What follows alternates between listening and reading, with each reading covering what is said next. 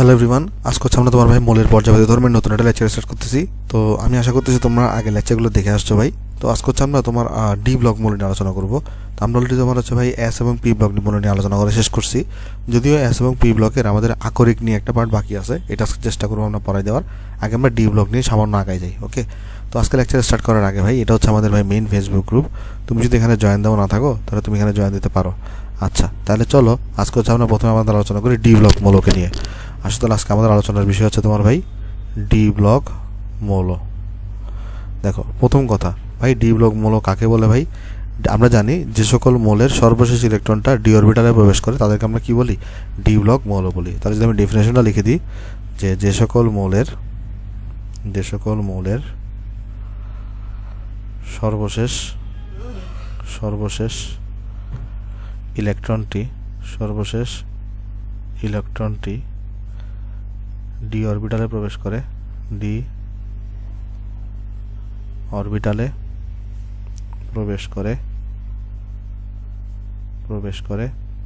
তাদেরকে D block মৌল বলে। ওকে, এগুলো তো আমরা আগে থেকে জানি যে ডি ব্লক মৌল কাকে বলে। আচ্ছা, ওকে, গেল এটা। তাহলে আমরা যদি একটু করে দেখি একটা ডি ব্লক মৌলের এক্সাম্পল যদি দেখি, যেমন ধরো এক্সাম্পল হচ্ছে আয়রন আমরা সবাই জানি 26টা হচ্ছে ভাই তোমার পারমাণবিক সংখ্যা থাকে, পারমাণবিক সংখ্যা 26। এটা ইলেকট্রন বিন্যাস কীরকম হবে? 1s2 2s2 2p6 3s2 3p6 4s2 এবং 3d6 হয় ভাই, রাইট? আচ্ছা, এতটুকু আমরা সবাই জানি এখানে। এখন এইখান থেকে আমি একটা জিনিস লিখতে পারি, সেটা হচ্ছে দেখো এখানে সর্বশেষ শক্তি স্তর কত? 4। যদি এটাকে আমি n দিয়ে প্রকাশ করি তাহলে ডি এর আগেটাকে আমরা কী দিয়ে প্রকাশ করতে হবে? n-1 দিয়ে। জিনিসটা বুঝো, এখানে সর্বশেষ শক্তি স্তর কিন্তু 4 এই আয়রনের ক্ষেত্রে। তাহলে যদি আমি n দিয়ে প্রকাশ করি তাহলে 3কে আমি কী দিয়ে প্রকাশ করতে হবে? n-1। কারণ দেখো আমি 4কে আমি n দিয়ে প্রকাশ করতেছি, তাহলে 3কে আমার কি লেখা লাগে? n-1 লেখা লাগবে না? কারণ কেন? n ইকুয়ালটা আমি এখানে 4 বলছি, তাহলে 4-1 কিন্তু 3। তাহলে এটা কেন বললাম? কারণ ডি ব্লক মৌলসমূহের, যদি প্রথমে মনে রাখবো, ডি ব্লক মৌলসমূহের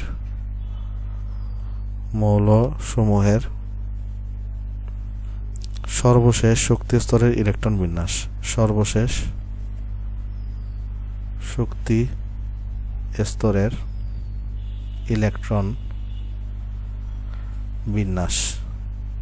এটা কীরকম হয় ভাই? এটা হয় দেখো, এই যে তুমি সর্বশেষ শক্তি স্তর বলতে আমরা আসলে মানে যোজ্যতা স্তর বোঝাচ্ছি আসলে, বেসিক্যালি এই জিনিসটাকে বোঝাচ্ছি। ওকে, বেসিক্যালি এই জিনিসটাকে আমরা বোঝাচ্ছি। তো এটাকে যদি আমি লিখতে চাই, কীভাবে লিখবো দেখো, এই NS 1 থেকে 2, অর্থাৎ 1ও হইতে পারে 2ও হইতে পারে। যেমন আমরা দেখি কপার, ক্রোমিয়াম, এদের ক্ষেত্রে এটা কিন্তু 1 হয়। ওকে, কারণ এটা আপ বাউন্ডের দিকে ব্রেক করে। কারণ কেন? ওই তোমার অর্ধপূর্ণ বা পূর্ণ হওয়ার জন্য। আর এখানে আমরা লিখতে পারবো কত এরপরে? n-1 d 1 থেকে 10। জিনিসটা বুঝো, তাহলে ডি ব্লক মৌলসমূহের যে সর্বশেষ যে শক্তি স্তর আছে, বা তুমি এটাকে যোজ্যতা স্তরও বলতে পারো, সর্বশেষ শক্তি স্তরে ইলেকট্রন বিন্যাস আমরা কত বলতে পারি? NS 1 থেকে 2। ভাই এখন তুমি বলতে পারো ভাই সর্বশেষ শক্তি স্তর তো 4, তাহলে শুধু 4কে কেন দেখাচ্ছেন না? মানে NS দেখালে তো হয়, কেন এটাকে ডিকে সহ দেখাচ্ছেন? কারণ দেখো সর্বশেষ শক্তি স্তরে ইলেকট্রন বলতে আসলে আমি বোঝাচ্ছি যে মানে সর্বশেষ শক্তি স্তর তো ইনক্লুড আছে, আবার ইলেকট্রন কিন্তু লাস্টে কিন্তু এসে প্রবেশ করে নাই, ইলেকট্রন লাস্টে কোথায় প্রবেশ করছে? ডিতে। তাই ডিকে সহ দেখাইতে হবে তোমার। ওকে, তাহলে সর্বশেষ শক্তি স্তরে যদি কখনো ইলেকট্রন বিন্যাস জানতে চায়, বা যোজ্যতা স্তরে যদি কখনো ইলেকট্রন বিন্যাস জানতে চায় ডি ব্লকের ক্ষেত্রে, লাস্টের এসকেও দেখাইতে হবে, লাস্টের ডিকেও দেখাইতে হবে। ওকে, তাহলে এখানে আমরা লিখছিলাম, যেমন আমরা বলছিলাম যদি এস ব্লক হয় তাহলে শুধু লাস্টের এসকে দেখাবো, পি ব্লক হইলে লাস্টের এস এবং পিকে দেখাবো, ডি ব্লক হইলে লাস্টের এস এবং ডিকে দেখাবো। ওকে, আচ্ছা, তাহলে এটাকে আমরা কি লিখতে পারি? যেটার সর্বশেষ শক্তি স্তরে ইলেকট্রন বিন্যাস হবে তোমার NS 1 থেকে 2, অর্থাৎ 1 অথবা 2 হবে, আর n-1 d 1-10, মানে 1 থেকে 10-এর মধ্যে হবে। দেখো এটা n দেওয়ার কারণ এখানে দেখো 4 ছিল, n-1 দেওয়ার কারণ দেখো এখানে 3 হয়ে গেছে এই জন্য। ওকে, আচ্ছা, এটা হচ্ছে তোমার এখানে ডি ব্লক মৌলসমূহের সর্বশেষ শক্তি স্তরে ইলেকট্রন বিন্যাস। এটা বেশি ইম্পর্টেন্ট, তাহলে আমি চলো এখানে বক্স করে দিয়ে আসো। বেশি ইম্পর্টেন্ট, এটা MCQতে বেশ কয়েকবার আসছে এটা। ওকে, আচ্ছা, এবং আমরা সবাই জানি টোটাল ডি ব্লক মৌলের সংখ্যা কয়টা? টোটাল ডি ব্লক মৌলের সংখ্যা কিন্তু 41টা। যদি আমরা আগে লিখে আসছি, তারপরে যদি এখানে ডি ব্লক পড়াচ্ছে আরেকবার, এখানে তোমাকে লিখে দিচ্ছি টোটাল ডি ব্লক মৌলের সংখ্যা, টোটাল ডি ব্লক মৌলের সংখ্যা ইকুয়াল টু তোমার হচ্ছে ভাই 41টি। ওকে, আচ্ছা এরপরে দেখো, এরপরে এখন হচ্ছে আমরা যদি তোমার ডি ব্লকের মৌলগুলোর যদি সাধারণ ধর্ম নিয়ে আলোচনা করি আসলে, তাহলে আসলে আমরা আলোচনা করি ডি ব্লক মৌলসমূহের সাধারণ ধর্মাবলী। ডি ব্লক মৌলসমূহের সাধারণ ধর্মাবলী।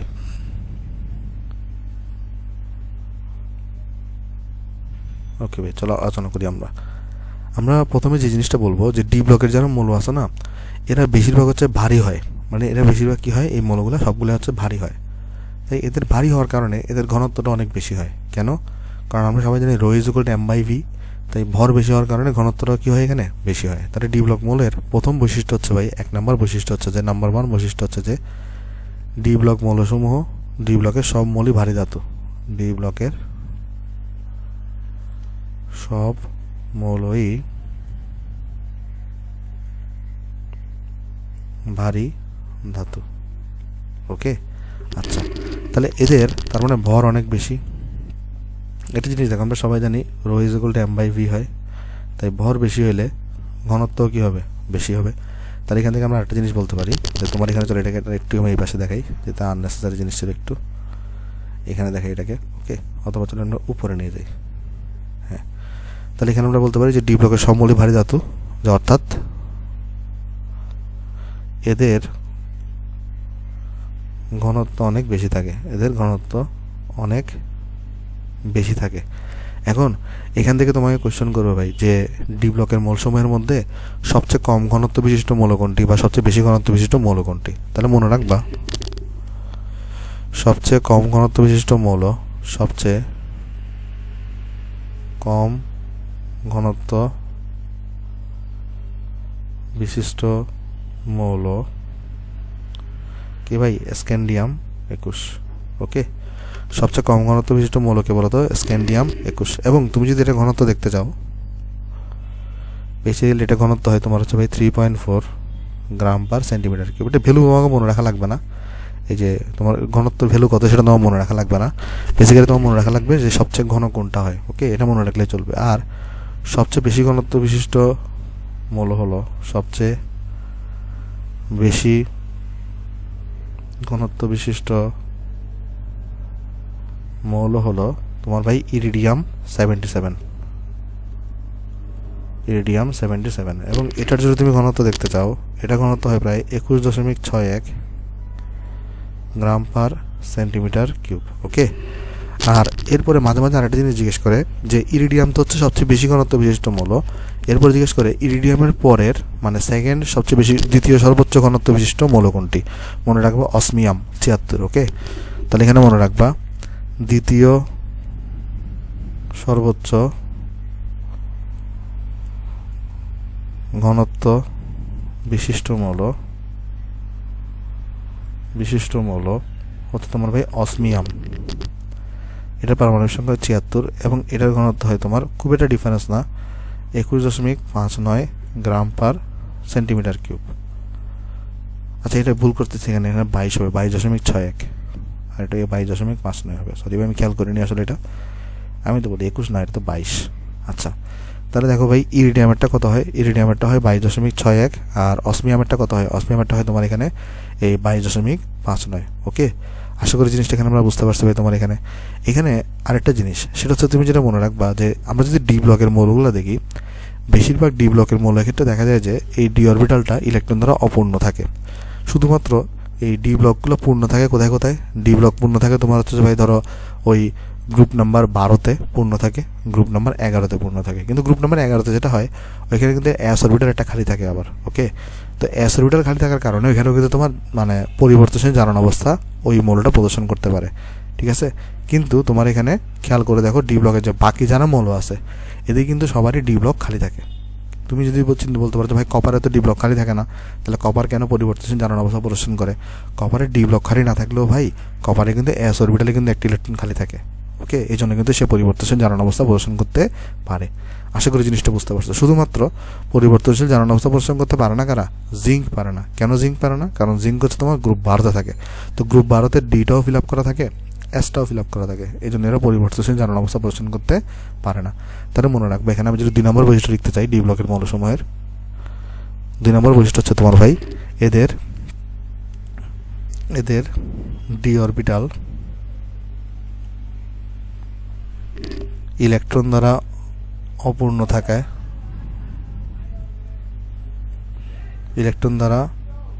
অপূর্ণ থাকায় শুধুমাত্র কারা বলতো গ্রুপ 12 বাদে,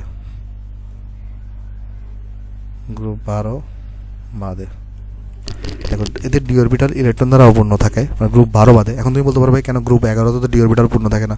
কিন্তু গ্রুপ 11 তে ডি অরবিটাল পূর্ণ না থাকলেও এস অরবিটাল তো খালি থাকে একটা, তাই না? তাই এখানে তারা পরিবর্তনশীল জারণ অবস্থা প্রদর্শন করতে পারে। ওকে, তাহলে এখানে দেখো এদের ডি অরবিটাল ইলেকট্রন দ্বারা অপূর্ণ থাকায় গ্রুপ 12 বাদে অপূর্ণ থাকায় প্রায় সবাই পরিবর্তনশীল জারণ অবস্থা প্রদর্শন করতে পারে। পরিবর্তনশীল জারণ অবস্থা প্রদর্শন করতে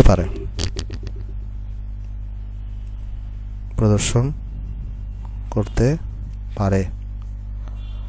ওকে, আচ্ছা, তো এখানের মধ্যে চলো এটা নিয়ে আমি একটু ডিসকাশন করার চেষ্টা করি। এখানে আসো, আমরা নেক্সট পৃষ্ঠা যাই। নেক্সট পৃষ্ঠা চলো আমরা একটু ডিসকাশন করি। এখানে আসো, কী ডিসকাশন করব? আমি যদি প্রথমে চলো একটু করে দেখি যে গ্রুপ 12 তে কারা কারা আছে।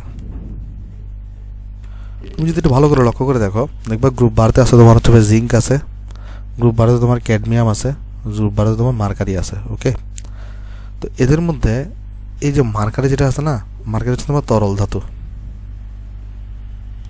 মার্কারি কি বলতো? তরল ধাতু। অন্যগুলো কিন্তু কঠিন। ওকে, তাই তরল ধাতু হওয়ার কারণে একটি স্পেশালিটি দেখায়। কি স্পেশালিটি? নর্মালি আমরা সবাই জানি গ্রুপ 12 এদের কিন্তু D orbital and S orbital পূর্ণ থাকে। ডি অরবিটাল এবং এস অরবিটাল কি থাকে? পূর্ণ থাকে। ওকে, তাহলে এদের যেহেতু ডি অরবিটাল এবং এস অরবিটাল পূর্ণ থাকতেছে, তাহলে এরা কিন্তু পরিবর্তনশীল জারণ অবস্থার জন্য প্রদর্শন করে না। তাই জিঙ্ক আর ক্যাডমিয়াম যেটা আছে এটা হচ্ছে ভাই পরিবর্তনশীল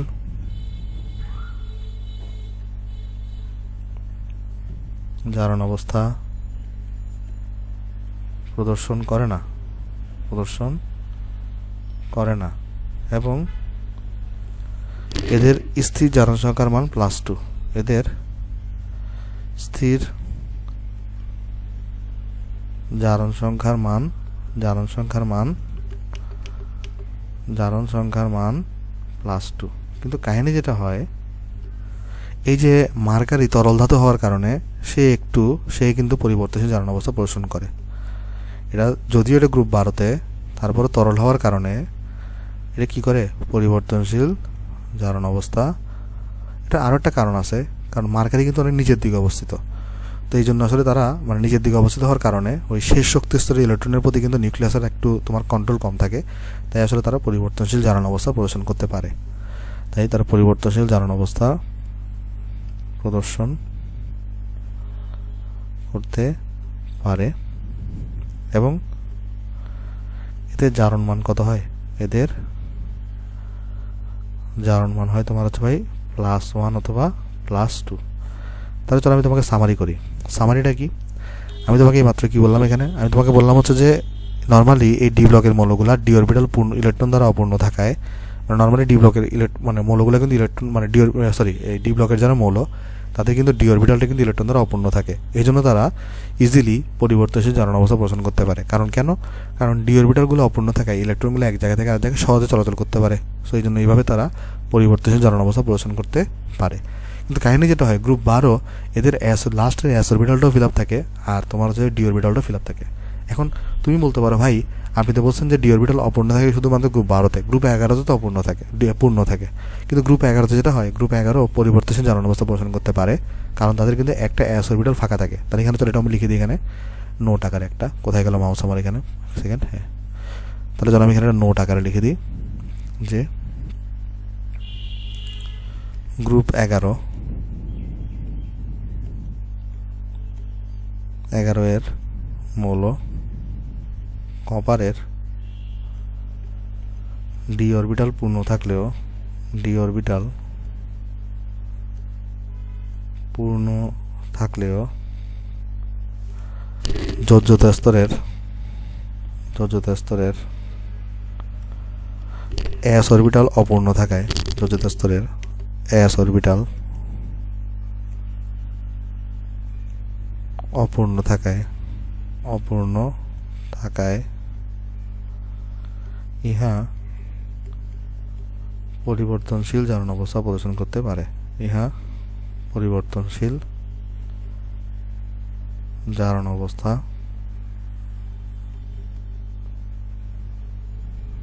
প্রদর্শন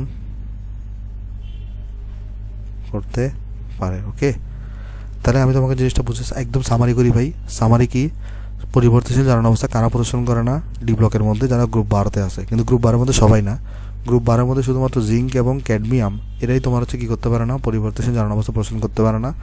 মার্কারি গ্রুপ 12 হওয়া সত্ত্বেও তরল ধাতু হওয়ার কারণে এবং এটা অনেক নিচে থাকার কারণে এরা কিন্তু পরিবর্তনশীল জারণ অবস্থা প্রদর্শন করতে পারে এবং এদের পরিবর্তনশীল জারণ অবস্থার মান হয় +1 অথবা +2। ওকে, এই জিনিসটা আমরা এখানে আশা করি বুঝতে পারছি ভাই। আচ্ছা, তাহলে আমরা এখন 3 নম্বর বৈশিষ্ট্য দিকে আসো। তাহলে আমরা এখন 2 নম্বর বৈশিষ্ট্য পর্যন্ত দেখছি ডি ব্লকের।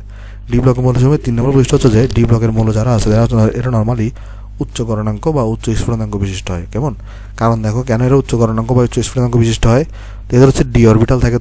তো ডি অরবিটাল থাকার কারণে মানে তোমার এখানে এদের ডি অরবিটাল থাকার কারণে যেটা হয়, এখানে ডি অরবিটালগুলো অপূর্ণ থাকে, ফলে ইলেকট্রনগুলো ওই মৌলটা ছেড়ে চলে যায় না, ডি অরবিটালের মধ্যেই চলাচল করে।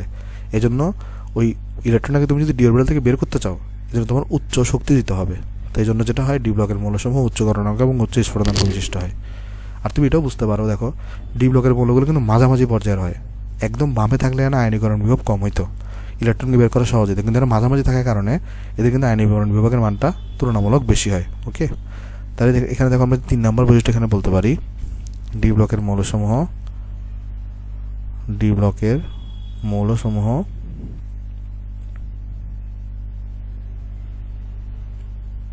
উচ্চ গলনাঙ্ক ও উচ্চ স্ফুটনাঙ্ক বিশিষ্ট হয়। উচ্চ গলনাঙ্ক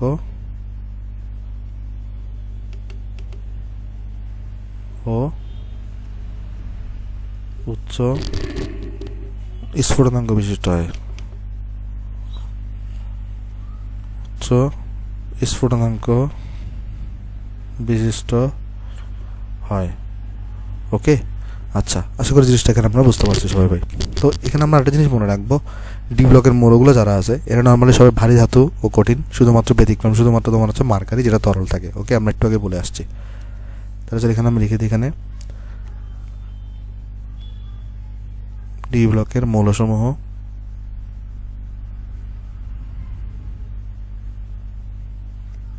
সাধারণত ভারী ধাতু ও কঠিন পদার্থের, ভারী ধাতু ও কঠিন, ব্যতিক্রম মার্কারি যেটা তোমার কি হয়, তরল হয়। ওকে, আশা করি জিনিসটা আমরা এখানে বুঝতে পারছি ভাই।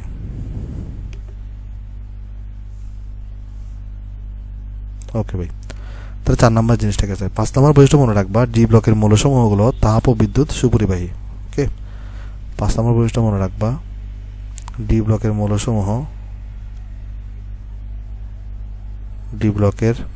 মৌলসমূহ তাপ ও বিদ্যুৎ সুপরিবাহী। তাপ ও বিদ্যুৎ সুপরিবাহী। ওকে, আর আমরা বুঝতেই পারতেছি ডি ব্লক যেহেতু মাঝামাঝি পর্যায়ে থাকে, মানে ডি একদম বামে তো এস ব্লক থাকে, তাই না? তাই তোমার এখানে ডি ব্লক থেকে কিন্তু মাঝামাঝি পর্যায়ে, তাই ডি ব্লকের যে আয়নীকরণ শক্তি সেটা এস ব্লক থেকে বেশি হয়, কিন্তু পি ব্লক থেকে কিন্তু কম হয়। কেন?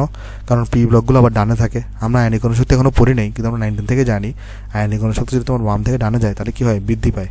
তো এখানে তুমি যদি খেয়াল করে দেখো, পর্যায় সারণীর একদম এই বামে কী থাকে, বামে থাকে এস ব্লক, মাঝামাঝি থাকে ডি ব্লক এবং এই পাশে থাকে পি ব্লক। এখন আমরা সবাই জানি আমি যত ডানে যাব আমার আয়নীকরণ শক্তি কিন্তু তত বেশি বাড়বে। আয়নীকরণ শক্তি বাম থেকে ডানে গেলে বৃদ্ধি পায়, রাইট? তাই এস ব্লক যেহেতু একদম বামে, তাই এস ব্লকের আয়নীকরণ বিভবের মান সবচেয়ে কম হবে। ডি ব্লকের আয়নীকরণ বিভবের মান এস ব্লক থেকে বেশি হবে কিন্তু পি ব্লক থেকে কম হবে, আর পি ব্লকের আয়নীকরণ বিভবের মান সর্বোচ্চ হবে। ওকে, তাহলে এখানে আমরা চলে এটা লিখে দেওয়া 6 নম্বর বৈশিষ্ট্য। আমরা লিখবো এখানে ডি ব্লকের মৌলসমূহের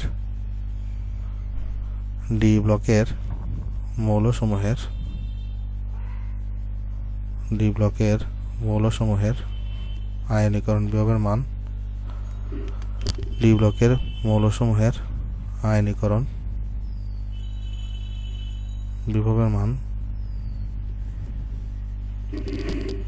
এস ব্লক মৌল অপেক্ষা বেশি কিন্তু পি ব্লক মৌল অপেক্ষা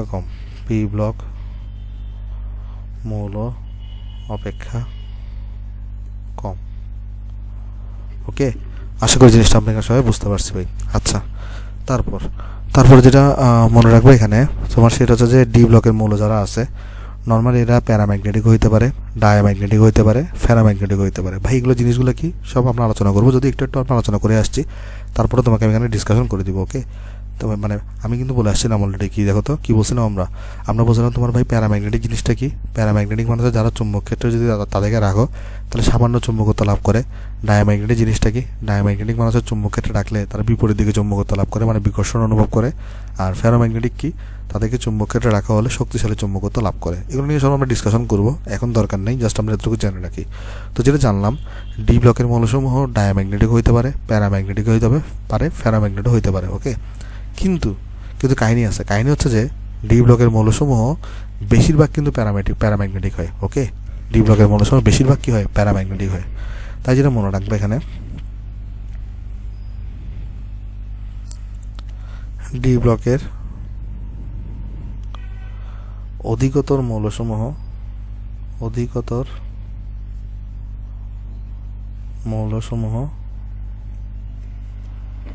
প্যারাম্যাগনেটিক হয়, অর্থাৎ চুম্বক ক্ষেত্রে রাখলে সামান্য চুম্বকত্ব লাভ করে। তবে অল্প পরিমাণ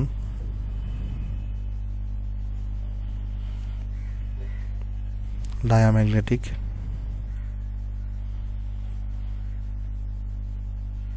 ও ফেরোম্যাগনেটিক পদার্থ রয়েছে। ফেরোম্যাগনেটিক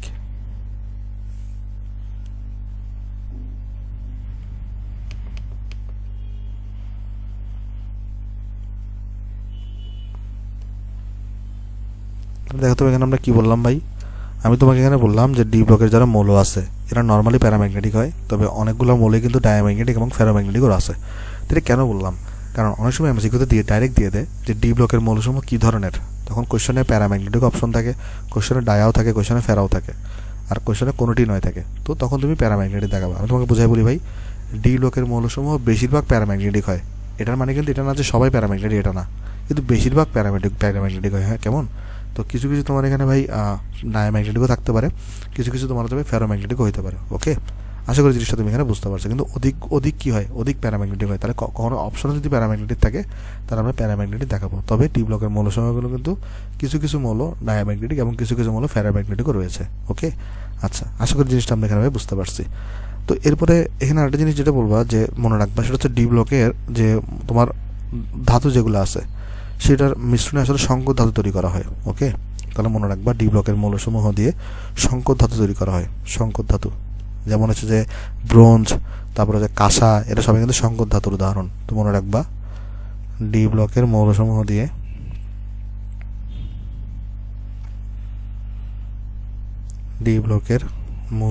দ্বারা সংকর ধাতু প্রস্তুত করা হয়। আমরা পরে আসছিলাম ডুরালুমিন, অনেক কিছু ছিল আরো, ব্রোঞ্জ, কাঁসা, এগুলো হচ্ছে সব সংকর ধাতু। ওকে, আশা করি জিনিসটা এখানে ভাই বুঝতে পারছো। এরপরে আরেকটা জিনিস আছে ভাই, ডি ব্লক মৌলের মধ্যে অধিকাংশ মৌলকে আমরা বলি অবস্থান্তর মৌল।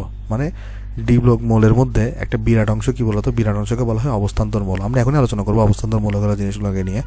সকল ডি ব্লক মৌল কিন্তু অবস্থান্তর মৌল না, কিন্তু সকল অবস্থান্তর মৌল কিন্তু ডি ব্লক মৌল। ঠিক আছে, তাহলে আমরা এখানে তোরা লিখে দিই জিনিসটা আগে, তারপর আমি ডি ব্লক মৌল নিয়ে অবস্থান্তর মৌল নিয়ে আলোচনা করতেছি।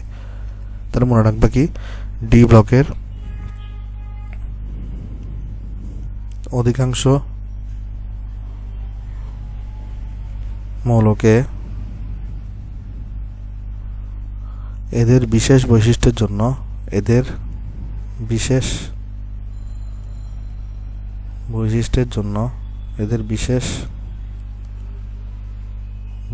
জন্য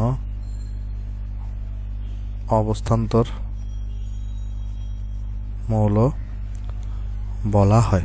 তাহলে আমরা যেটা বললাম এখানে সেটা হচ্ছে যে ভাই ডি ব্লকের সবগুলো মৌল কিন্তু অবস্থান্তর মৌল না, তবে অধিকাংশ মৌল, মানে কাদেরকে মৌল বলে আমরা সেটা শিখবই। এটা জেনে রাখো যে অধিকাংশ মৌল আসলে কি হয়, বিশেষ বৈশিষ্ট্যের জন্য অবস্থান্তর তোমার এখানে মৌল বলা হয় এদেরকে। ওকে, তাহলে চলো আমরা এখন ডিসকাশন করবো অবস্থান্তর মৌল নিয়ে। আমরা আশা করি ডি ব্লকের আমরা যে বৈশিষ্ট্যগুলো পড়ছি সেগুলো আমরা এখানে বুঝতে পারছি সবাই। ওকে, তাহলে চলো আমরা এখন আলোচনা করবো তোমার হচ্ছে অবস্থান্তর মৌল নিয়ে।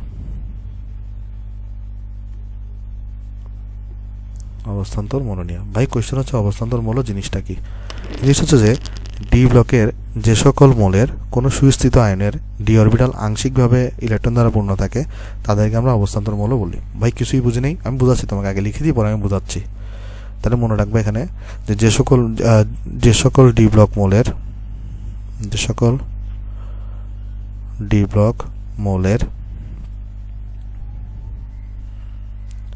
সুস্থিত আয়নের ইলেকট্রন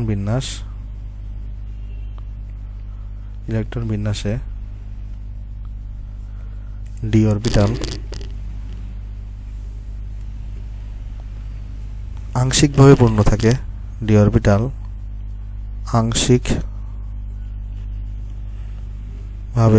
পূর্ণ থাকে, তাদেরকে অবস্থান্তর মৌল বা ট্রানজিশন এলিমেন্ট বলে, অবস্থান্তর মৌল বলে। তাই জিনিসটা বুঝো।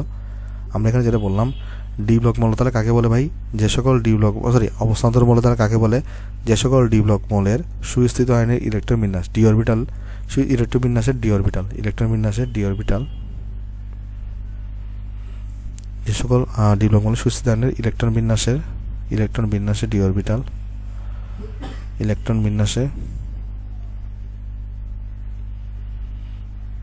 অরবিটাল আংশিকভাবে পূর্ণ থাকে, তাদেরকে আমরা বলি অবস্থান্তর মৌল বলি। যেমন আমি তোমাকে এক্সাম্পল দিয়ে বোঝাই আসো। দেখো, ধরো আমি তোমাকে বললাম আয়রনের সুস্থিত আয়ন, তোমাকে আমি বললাম আয়রনের সুস্থিত আয়ন হচ্ছে দুইটা। একটা হচ্ছে আমরা সবাই জানি, এটাকে আমরা বলি ফেরাস আয়ন। আয়রনের একটা সুস্থিত আয়নকে আমরা বলি ফেরাস আয়ন Fe2+, আর এটাকে আমরা বলি তোমার হচ্ছে ভাই ফেরিক আয়ন Fe3+। তো চলো আমরা দেখার চেষ্টা করি এরা অবস্থান্তর মৌল কিনা বা আয়রন অবস্থান্তর মৌল কিনা। ওকে, চলো আমরা দেখি আসো। তো তুমি যদি নর্মালি আয়রনের যদি ইলেকট্রন বিন্যাস করো, আয়রনের 26টা ইলেকট্রন থাকে। তো এখানে হয় তোমার হচ্ছে 1s2, 2s2, 2p6, 3s2, 3p6, 4s2, 3d6, right. এখন আমি যদি ভাই তোমার এখানে আয়রন 2+ লিখি, আয়রন 2+ লিখলে এটার পারমাণবিক সংখ্যা কিন্তু চেঞ্জ হবে না, পারমাণবিক সংখ্যা 26 থাকবে, কিন্তু ইলেকট্রন সংখ্যা 2টা কমে যাবে। আমি তোমাদেরকে বলছিলাম ইলেকট্রন কোত্থেকে বেরোবে, ইলেকট্রন কিন্তু ডি থেকে বেরোবে না, সর্বশেষ শক্তি স্তর থেকে বেরোবে। তাহলে আগে এস থেকে বেরোবে। তাহলে এখানে 2+ দেওয়া মানে কি 2টা বেরো যাবে, 2টা শর্ট আছে, তাহলে 2টা কোত্থেকে বেরোবে, এস থেকে বেরোবে। অর্থাৎ এটা তাহলে ইলেকট্রন বিন্যাস কীরকম হবে, এতটুকুতে কোনো চেঞ্জ হবে না, এই এসের অস্তিত্ব থাকবে না, কিন্তু এখানে 3d6 থাকবে, কারণ এস থেকে তোমার ইলেকট্রন বের হয়ে গেছে 4s0। ওকে, তাহলে একটা জিনিস দেখো তো, এখানে যে ডি অরবিটালটা আছে, ভালো করে লক্ষ্য করি আমরা, এখানে যে ডি অরবিটালটা আছে সেটাতে শুধুমাত্র 6টা ইলেকট্রন আছে। তাহলে আংশিকভাবে পূর্ণ আছে না? দেখো, পুরো পূর্ণ মানে কি 10টা যদি ইলেকট্রন থাকে তাহলে সেটাকে আমরা বলবো পূর্ণ, একদম পূর্ণ অবস্থায় আছে। ওকে, আমি তোমাকে জিনিসটা বুঝাই বলি, আংশিক পূর্ণ ব্যাপারটা বুঝে আসো। ধরো তোমার যদি এখানে D10 থাকে তাহলে এটা দ্বারা বোঝাবে এটা একদম পূর্ণ অবস্থায় আছে। যদি D0 থাকে এটা দ্বারা বোঝাবে খালি অবস্থা আছে। আর যদি D1 থেকে 9 থাকে তাহলে এটা হবে আংশিক পূর্ণ। তো এখানে D6 আছে তাহলে এটা আংশিক পূর্ণ আছে। এটা তাহলে কি আছে, এখানে আংশিক পূর্ণ। তাহলে এই যে আয়রনটা, তাহলে আয়রনটার দেখো একটা স্থিতিশীল আয়ন কিন্তু আংশিক পূর্ণ অবস্থায় আছে এদের ডি অরবিটালটা। তাহলে আয়রন কিন্তু একটা অবস্থান্তর মৌল হবে। ওকে, তুমি আয়রন 3+ দিয়ে চেক করে দেখতে পারো। ধরো আয়রন 3+ দিছো 26, তাহলে কত হবে এখানে? ভাই এটা 26টা চেঞ্জ করতেছেন না কেন? এখানে তো 3+ দিচ্ছেন। ভাই এটা তো পারমাণবিক সংখ্যা, 3+ দেওয়া মানে 3 ইলেকট্রন কমে গেছে, পারমাণবিক সংখ্যার কোনো চেঞ্জ হয়নি। ওকে, তাহলে এখানে তোমার এতটুকু থাকবে। এখানে দেখো এখানে 3টা নাই, তাই না? তো এস থেকে 2টা যাবে, ডি থেকেও একটা যাবে। তাহলে এখানে দেখো এখানে 3d5 হবে। দেখো তাহলে এবারও কিন্তু আংশিক পূর্ণ অবস্থায় আছে, দেখো পূর্ণ কিন্তু হয়নি এখনো। ওকে, তাহলে দুটোটার ক্ষেত্রে কিন্তু তোমার এখানে দেখো এখানে কিন্তু আংশিক পূর্ণ অবস্থা আছে। এটার ক্ষেত্রে আংশিক পূর্ণ, এটার ক্ষেত্রে আংশিক পূর্ণ। তাহলে আমরা এই জন্য কী বলতে পারি? আয়রন হচ্ছে আমার একটা অবস্থান্তর মৌল। আয়রন হলো একটি অবস্থান্তর মৌল। রাইট, আশা করি জিনিসটা এখানে আমরা বুঝতে পারছি। ভাই একটা তো অবস্থান্তর মৌলের উদাহরণ তো দেখাইছেন, তাহলে একটা এবারে অবস্থান্তর মৌল নয় এরকম উদাহরণ দেখান। চলো আসো দেখি আমরা। ধরো আমি তোমাকে বললাম যে তুমি হচ্ছে যে স্ক্যান্ডিয়াম, এটার স্থিতিশীল আয়ন হচ্ছে স্ক্যান্ডিয়াম 3+ হয়। ওকে, আর এটা ধরো জিঙ্কের স্থিতিশীল আয়ন কত হয়? আমরা পরে আসছিলাম একটু আগে 2 হয়, তার মানে জিঙ্ক 2+ হয়। তাহলে চলো এদের আমরা ইলেকট্রোবিন্যাস দেখার চেষ্টা করি। তুমি যদি এখানে স্ক্যান্ডিয়ামের ফার্স্ট আগে দেখো, স্ক্যান্ডিয়ামে 21টা থাকে, অর্থাৎ 1s2, 2s2, 2p6, 3s2, 3p6, 4s2, 3d1। Right, এটা হচ্ছে স্ক্যান্ডিয়াম। কিন্তু স্ক্যান্ডিয়াম 3+ আছে এখানে স্থিতিশীল আয়নটা। তাহলে স্ক্যান্ডিয়াম 3+ কত হবে? স্ক্যান্ডিয়াম 3+ 21। তাহলে এখানে যেটা হবে 3+ মানে কি 3 ইলেকট্রন নাই, তাহলে লাস্টে 3 ইলেকট্রন চলে যাবে। আগে এস থেকে বেরোবে, পরে ডি থেকে বেরোবে। তার মানে এখানে 4s0 থাকবে, 3d0 থাকবে। এটা তো খালি অবস্থায় আছে। শুধুমাত্র আংশিক পূর্ণ থাকলেই, শুধুমাত্র কি থাকলে? আংশিক পূর্ণ থাকলেই সেটাকে আমরা অবস্থান্তর মৌল বলতে পারবো। খালি অবস্থা থাকলেও বলতে পারবো না, সম্পূর্ণ অবস্থা পূর্ণ অবস্থা থাকলেও আমরা বলতে পারবো না অবস্থান্তর মৌল। শুধুমাত্র আংশিক পূর্ণ থাকলেই সেটাকে আমরা কি বলতে পারবো? সেটাকে আমরা বলতে পারবো অবস্থান্তর মৌল। রাইট, তাহলে এখানে দেখো স্ক্যান্ডিয়াম 3+এর এখানে খালি অবস্থায় আছে, তাহলে এটা কিন্তু কি না? অবস্থান্তর মৌল না। তাহলে স্ক্যান্ডিয়াম অবস্থান্তর মৌল নয়, অবস্থান্তর মৌল নয়। রাইট, তারপর দেখো জিঙ্ক 2+। জিঙ্ক 2+ তুমি দেখো জিঙ্কে কটা থাকে? 30টা থাকে প্রোটন ফার্স্টে। তাহলে ইলেকট্রোবিন্যাস কীরকম হবে এখানে? যদি আমরা এটা থেকে দেখাই, কপি করে ডাইরেক্ট, তাহলে এখানে হবে 4s2 হবে আর 3d10 হবে। 4s2 হবে, 3d10 হবে। আর অন্যদিকে তুমি যদি জিঙ্ক 2+ দেখো 30, 2+ মানে কি 2টা নাই, তার মানে কোত্থেকে বেরোবে? এস থেকে বেরোবে। ডিএ কিন্তু থেকে বের হবে না, বেরোবে কোত্থেকে? এস থেকে। তাহলে এস একটা 0 হয়ে যাবে। কিন্তু দেখো 3d10 আছে, তাহলে 3d10 মানে কি পুরোপুরি পূর্ণ অবস্থা আছে। তো পূর্ণ অবস্থা থাকলে তো হবে না। এই তোমার এখানে কখন তুমি এটাকে অবস্থান্তর মৌল বলতে পারো? যদি তোমার আংশিকভাবে পূর্ণ থাকে, তাহলে এটা তো পূর্ণ অবস্থায় আছে। তাহলে এখানে কিন্তু জিঙ্ক আমাদের কিনা বলো তো? জিঙ্ক আমাদের এখানে অবস্থান্তর মৌল নয়। তাহলে এখানে আমরা বলতে পারি জিঙ্ক অবস্থান্তর মৌল নয়। ওকে, তাহলে আমি আশা করি আমরা এখানে বুঝতে পারছি তোমার এখানে যে অবস্থান্তর মৌল কারা এবং তোমার তো অবস্থান্তর মৌল কারা না। ওকে, আশা করি আমরা এই জিনিসগুলো এখানে ক্লিয়ার হয়েছে ভাই। তাহলে চলো আমরা এখন দেখতে যাচ্ছি যে অবস্থান্তর মৌলের আসলে স্পেশালিটিটা কি, মানে কেন অবস্থান্তর মৌলটা অনেক ইম্পর্টেন্ট। ওকে, আর এখানে আমরা বুঝতেই পারতেছি ডি। তাহলে একটা জিনিস দেখো, সকল অবস্থান্তর মৌল কিন্তু ডি ব্লকের মৌল, কিন্তু সকল ডি ব্লকের মৌল অবস্থান্তর মৌল না। তাহলে এই জিনিসটা আমি তোমাকে লিখে দিই, এখানে আসো। এখানে আমরা তাহলে বলতে পারি সকল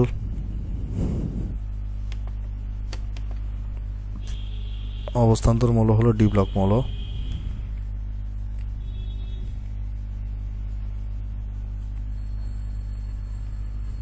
ডি ব্লক মৌল, কিন্তু সকল ডি ব্লক মৌল অবস্থান্তর মৌল নয়। সকল ডি ব্লক মৌল অবস্থান্তর মৌল নয়। সকল ডি ব্লক মৌল অবস্থান্তর মৌল নয়। ওকে, আশা করি জিনিসটা আমরা এখানে সবাই বুঝতে পারছি ভাই। তাহলে এখন আমাদের আসলে দেখা দরকার যে আসলে অবস্থান্তর মৌলের স্পেশালিটিটা কী। মনে রাখবা অবস্থান্তর মৌল মানে অবস্থান্তর যে মানে মৌলগুলো আছে তারা 4টি বিশেষ বৈশিষ্ট্যপূর্ণ রাসায়নিক ধর্ম প্রদর্শন করে। তাহলে চলো আমরা এখন আলোচনা করি অবস্থান্তর মৌলের রাসায়নিক বৈশিষ্ট্য, মানে এদের স্পেশালিটিগুলো কী কী সেটা নিয়ে আমরা ডিসকাশন করার চেষ্টা করি। অবস্থান্তর মৌলের রাসায়নিক বৈশিষ্ট্য আমরা একদম ডিটেলস আলোচনা করবো ভাই, তো একটু সময় লাগবে, ধৈর্য ধরে একটু দেখতে থাকবো, আশা করি তোমরা এনজয় করবা জিনিসটাকে। তো মনে রাখবা অবস্থান্তর মৌলসমূহে তোমার হচ্ছে ভাই 4টি বিশেষ রাসায়নিক বৈশিষ্ট্য রয়েছে। অবস্থান্তর মৌলসমূহের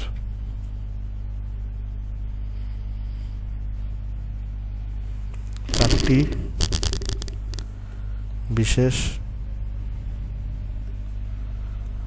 রাসায়নিক ধর্ম বা বৈশিষ্ট্য রয়েছে। রাসায়নিক ধর্ম বা বৈশিষ্ট্য রয়েছে। ওকে, আচ্ছা চলো একটা একটা করে আলোচনা করি আমরা যথা। আগে চলো আমরা 4টার নাম লিখে ফেলি, কী কী বৈশিষ্ট্য আছে, পরে একটা একটা করে আমরা ডিটেলস আলোচনা করবো। ওকে, দেখো যথা 1 নাম্বার বিশেষ বৈশিষ্ট্য হচ্ছে যে তারা পরিবর্তনশীল জারণ অবস্থা প্রদর্শন করতে পারে। 1 নম্বর বৈশিষ্ট্য হচ্ছে পরিবর্তনশীল জারণ অবস্থা প্রদর্শন। পরিবর্তনশীল কেন করে সব দেখব, জারণ অবস্থা প্রদর্শন। নাম্বার 2 হচ্ছে তোমার এখানে ভাই এরা রঙিন যৌগ গঠন করে। রঙিন যৌগ গঠন, এদের সেকেন্ড স্পেশালিটি কি, এরা রঙিন যৌগ গঠন করে। ওকে, আচ্ছা নাম্বার 3 থার্ড বৈশিষ্ট্য দিকে আসো। থার্ড বৈশিষ্ট্য হচ্ছে যে এরা জটিল যৌগ গঠন করে। জটিল যৌগ জিনিসটা কি সব আমরা ডিটেলসে পড়বো, প্যারা নিও না। জটিল যৌগ গঠন করে। ওকে, আর 4 নম্বর যে স্পেশালিটি আছে এটা হচ্ছে ভাই এরা প্রভাবক হিসেবে কাজ করে। প্রভাবক হিসেবে ভূমিকা পালন করে। তাইলে দেখো আমরা এখানে যেটা বললাম যে আমাদের তোমার এখানে তাহলে ভাই যে তোমার এখানে খেয়াল করে দেখো আমরা বললাম এখানে যে আমাদের যে অবস্থান্তর মৌলগুলো আছে এরা আসলে 4টে স্পেশালিটি প্রদর্শন করে। কী কী স্পেশালিটি ভাই, এরা পরিবর্তনশীল জারণ অবস্থা প্রদর্শন করে, তারপর তোমার এখানে হচ্ছে এরা রঙিন যৌগ গঠন করে, তারপর এরা জটিল যৌগ গঠন করে, তারপর হচ্ছে এরা হচ্ছে ভাই প্রভাবক হিসেবে ভূমিকা পালন করতে পারে। তাইলে চলো আমরা এখন তাহলে প্রথমে দেখার চেষ্টা করি আগে যে পরিবর্তনশীল জারণ অবস্থা কেন প্রদর্শন করে। তাহলে চলো আমরা প্রথমে ডিসকাশন করবো 1 নম্বরে পরিবর্তনশীল জারণ অবস্থা প্রদর্শন নিয়ে। পরিবর্তনশীল জারণ অবস্থা প্রদর্শনটাকে নিয়ে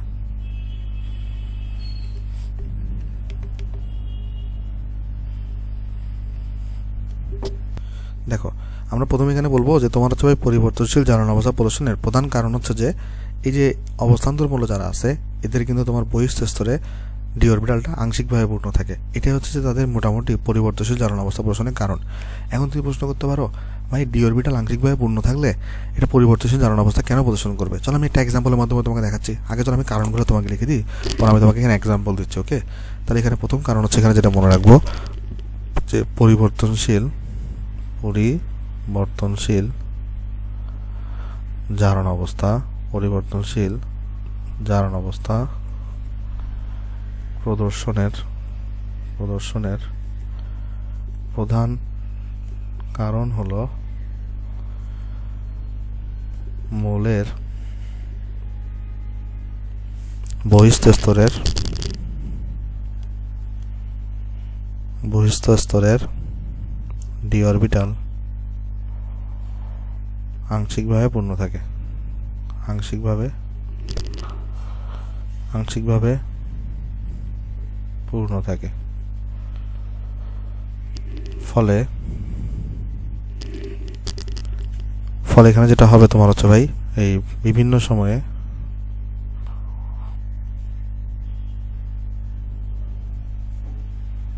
বিভিন্ন মৌলের সাথে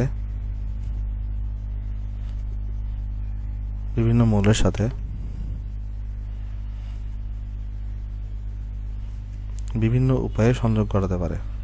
বিভিন্ন উপায়ে সংযোগ ঘটাতে পারে, সংযোগ ঘটাতে পারে। তাই এরা পরিবর্তনশীল জারণ অবস্থা প্রদর্শন করে। আমি বুঝাচ্ছি তোমাকে, এখনো তো বুঝাই নেই।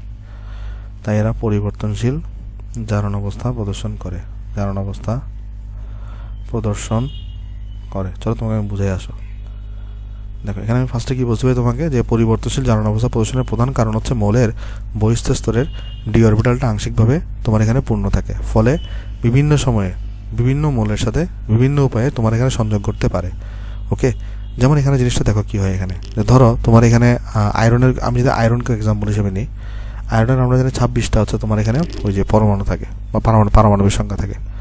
তো এখানে তুমি যদি দেখো তাহলে এখানে হয় 1s2, 2s2, 2p6, 3s2, 3p6, 4s2 এবং 3d6 হয়। ওকে, তো এখানের মধ্যে যদি আমরা একটু লক্ষ্য করে দেখি, এখানে আমি চলো শুধুমাত্র এই লাস্ট শক্তি স্তরটাকে টার্গেট করতেছি। ওকে, এই যোজ্যতা স্তরটাকে আমি ধরো এখানে টার্গেট করতেছি এটাকে। এটার যদি আমি একটু করে বক্স আকারে চিত্র আঁকতে চাই,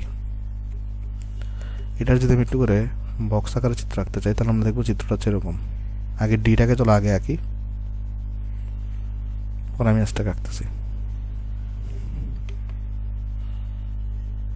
এটা হচ্ছে আমার 3D। ওকে, আর এটা হচ্ছে আমার ধরো 4s। আচ্ছা ভাই, তাহলে এখানে দেখো এবার কি হচ্ছে। এখানে তুমি যদি আয়রনের স্ট্রাকচারটা দেখো, এখানে 4s2 থাকে, তার মানে এটা হচ্ছে তোমার 4s, আর এটা তোমার হচ্ছে 3d6 থাকে, 4s2 থাকে। তাহলে এখানে দুটো ইলেকট্রন দ্বারা পূর্ণ থাকে, আর এখানে প্রথমে একটা একটা করে যায়, অন্যের নীতি অনুযায়ী, পরে এখানে দুইটা হয়ে যায়। ওকে, তাহলে এখানে দেখো এই জায়গাগুলো কিন্তু এখানে ফাঁকা স্থান আছে, এই জায়গাগুলো এখানে ফাঁকা স্থান আছে। এখানে আমি বলতেছি কি, পরিবর্তনশীল জারণ অবস্থা প্রদর্শনের প্রধান কারণ হলো মৌলের বহিস্থ স্তরে ডি অরবিটাল আংশিকভাবে পূর্ণ থাকে। এই যে দেখো এখানে যে 4টা অরবিটাল আছে, এরা কিন্তু পুরোপুরি পূর্ণ নাই, এরা কিন্তু দেখো একটা একটা করে ফিল আপ আছে। তাহলে এখানে কিন্তু আরও একটা করে প্রবেশ করতে পারবে। এখন এখানে যে ঘটনাটা ঘটে, এই কারণে এখানে 4টা খালি আছে। এখন বিভিন্ন মৌলের সাথে বিভিন্ন উপায়ে সংযোগ করতে পারে। এমন হতে পারে যে তোমার এখানে ধরো আমরা যখন এটাকে মানে বিক্রিয়া করাবো, এই দুইটা ইলেকট্রন ফিল আপ হইতে পারে, এই দুইটা খালি থাকতে পারে, অথবা 3টা ফিল আপ হইতে পারে, একটা খালি থাকতে পারে, অথবা একটা ফিল আপ হইতে পারে, বাকি 3টা খালি থাকতে পারে। মানে জন্য বিভিন্ন উপায়ে বিভিন্ন জনের সাথে তোমার এখানে যুক্ত হইতে পারে। ওকে, এই জন্যই আসলে বলতেছে এরা যেখানে পরিবর্তনশীল জারণ অবস্থা প্রদর্শন করতে পারে। যেমন এখানে দেখো জারণ অবস্থা ধরো +2, এটা মানে কি তোমার এখানে দুইটা ইলেকট্রনের অভাব আছে। ধরো দুইটা ইলেকট্রন অভাব মানে কি, এখান থেকে ধরো দুইটা ইলেকট্রন চলে গেছে, এটা একদম ফাঁকা না, তো অন্য মৌলের দুইটা ইলেকট্রন ধরে এখানে এসে তখন ইজিলি বসতে পারবে। ওকে, আবার +3 মানে কি, এখান থেকে দূরে চলে গেছে, এখান থেকে একটা চলে গেছে, তাহলে এখানে 5টা ফাঁকা স্থান আছে। তো তোমার যে কোনো একটা জায়গায় অন্য মৌলের মানে ওই অন্য মৌলের তোমার হচ্ছে যে ভাই ইলেকট্রনগুলো সেখানে বসতে পারবে, অথবা অন্য মৌল এদের সাথে অধিক্রমণ করতে পারবে, মানে সংযোগ করাতে পারবে বিভিন্ন উপায়ে। তাই আমরা এত ডিটেলসে যাচ্ছি না, আমাদের যতটুকু জানা দরকার আমরা ততটুকু জানতেছি। এখানে আমরা তাহলে কি বললাম, এখানে যে পরিবর্তনশীল জারণ অবস্থা কেন প্রদর্শন করে, কারণ হলো এই মৌলের বহিস্থ স্তরের ডি অরবিটালটা আংশিকভাবে পূর্ণ থাকে। ফুল দেখো, যদি ফুল কমপ্লিট থাকতো, চিন্তা করে দেখো, যদি ফুল কমপ্লিট থাকতো, তাহলে ফুল কমপ্লিট থাকলে এরা কিন্তু অন্য মৌলের সাথে বিভিন্ন উপায়ে সংযোগ ঘটাতে পারতো না। ওকে, ফুল কমপ্লিট থাকলে। কিন্তু ফুল কমপ্লিট না থাকাতে যেটা হয়েছে, বিভিন্নভাবে বিভিন্ন মৌলের সাথে যুক্ত হতে পারে। একটাতে যুক্ত হতে পারে, দুটাতে যুক্ত হতে পারে, 3টাতে যুক্ত হতে পারে, 4টাতে যুক্ত হতে পারে। এই জন্য বিভিন্নভাবে তোমার যুক্ত হতে পারে। তাই তোমার এখানে আমরা বলতেছি এখানে এটা পরিবর্তনশীল জারণ অবস্থা প্রদর্শন করে। তার তোমাকে যদি কেউ জিজ্ঞেস করে এখানে অবস্থান্তর মৌলগুলো কেন পরিবর্তনশীল জারণ অবস্থা প্রদর্শন করে, কারণ সেখানের মধ্যে কোনো কি থাকে না, তোমার হচ্ছে বহিস্থ স্তর, এখানে এই ডি অরবিটালটা বহিস্থ স্তরটা পূর্ণ থাকে না, এটা ফাঁকা থাকে। এই ফাঁকা থাকার কারণে বিভিন্ন উপায়ে বিভিন্ন সময় বিভিন্ন মৌলের সাথে যুক্ত হতে পারে। এই জন্য তারা পরিবর্তনশীল জারণ অবস্থা প্রদর্শন করে। আশা করি জিনিসটা এখানে বুঝতে পারছো। তাহলে ভাই অবস্থান্তর মৌল যারা না, এদের কিন্তু পুরোটাই ফিল আপ থাকে, তাই এখানে বিভিন্ন উপায়ে যুক্ত হতে পারে না। এই জন্য তারা তোমার এখানে পরিবর্তনশীল জারণ অবস্থা প্রদর্শন করে না। কিন্তু অবস্থান্তর মৌলগুলো যেহেতু ফাঁকা থাকে, তাই বিভিন্ন উপায়ে আসলে বিভিন্ন মৌলের সাথে বিভিন্নভাবে যুক্ত হতে পারে, তাই এরা আসলে পরিবর্তনশীল জারণ অবস্থা প্রদর্শন করে।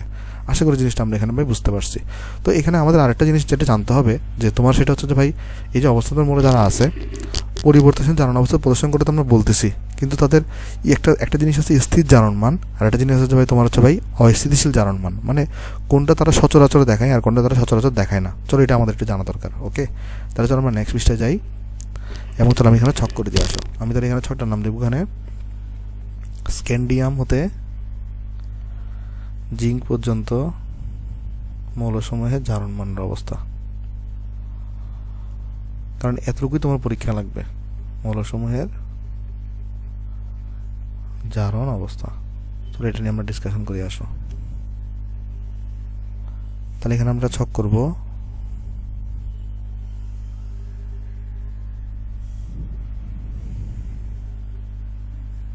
ছকটা তোমাদের মনে রাখতে হবে। ওকে, এখানে আমরা লিখবো তোমার মৌলের নাম, তারপর আমরা এখানে লিখবো স্থিতিশীল জারণ মান, স্থিতিশীল জারণ মান জিনিসটা কি, যেটা সে সচরাচর যে জারণ অবস্থাটা প্রদর্শন করে, মানে একদম মানে ইজিলি যে জারণ অবস্থাটা প্রদর্শন করে। আর অস্থিতিশীল কোনটা, তারা সচরাচর প্রদর্শন করে না, কিন্তু তাদেরকে যদি বাহ্যিকভাবে যদি উত্তেজিত করা হয় তখন তারা সেই ধরনের জারণ অবস্থা প্রদর্শন করে। ওকে, সেটাকে আমরা বলি অস্থিতিশীল জারণ মান। অস্থিতিশীল জারণ মান দেখো ইজিলি তোমরা এখানে বুঝতে পারবা, খুব মজার একটা টপিক। দেখো ফার্স্ট আমরা এখানে 10টা যোগলি করি, তাহলে এখানে আমরা স্ক্যান্ডিয়াম থেকে জিঙ্ক 10টা, তারপর 10টা ঘর করে ফেলি আগে চলো এখানে 5টার জন্য আলাদা করে ফেলি। ফার্স্টে 5টা আমরা এখানে লিখবো, তারপর হচ্ছে 3টা আমরা এখানে লিখবো, 2টা আমরা এখানে লিখবো।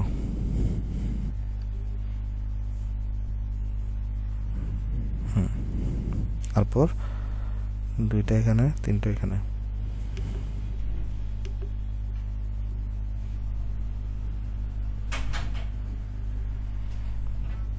ওকে, তারপর দেখো তাহলে এখানে আমরা ফার্স্টে ধরো স্ক্যান্ডিয়াম লিখলাম, ফার্স্ট হচ্ছে আমরা এখানে মৌলগুলো স্ক্যান্ডিয়াম লিখলাম, তারপর আমরা জানি টাইটানিয়াম আছে, তারপর আমরা জানি ভ্যানাডিয়াম আছে, তারপর আমরা জানি ক্রোমিয়াম আছে ভাই, তারপর আমরা জানি ম্যাঙ্গানিজ আছে, আয়রন আছে, তারপরে তোমার কোবাল্ট আছে ভাই, নিকেল আছে, কপার আছে, জিঙ্ক আছে। ওকে, আচ্ছা তাহলে চলো আমরা এদের এই জারণ অবস্থা করে দেখার চেষ্টা করি। এটা আমি বক্স করে দিই একটু করে এখানে।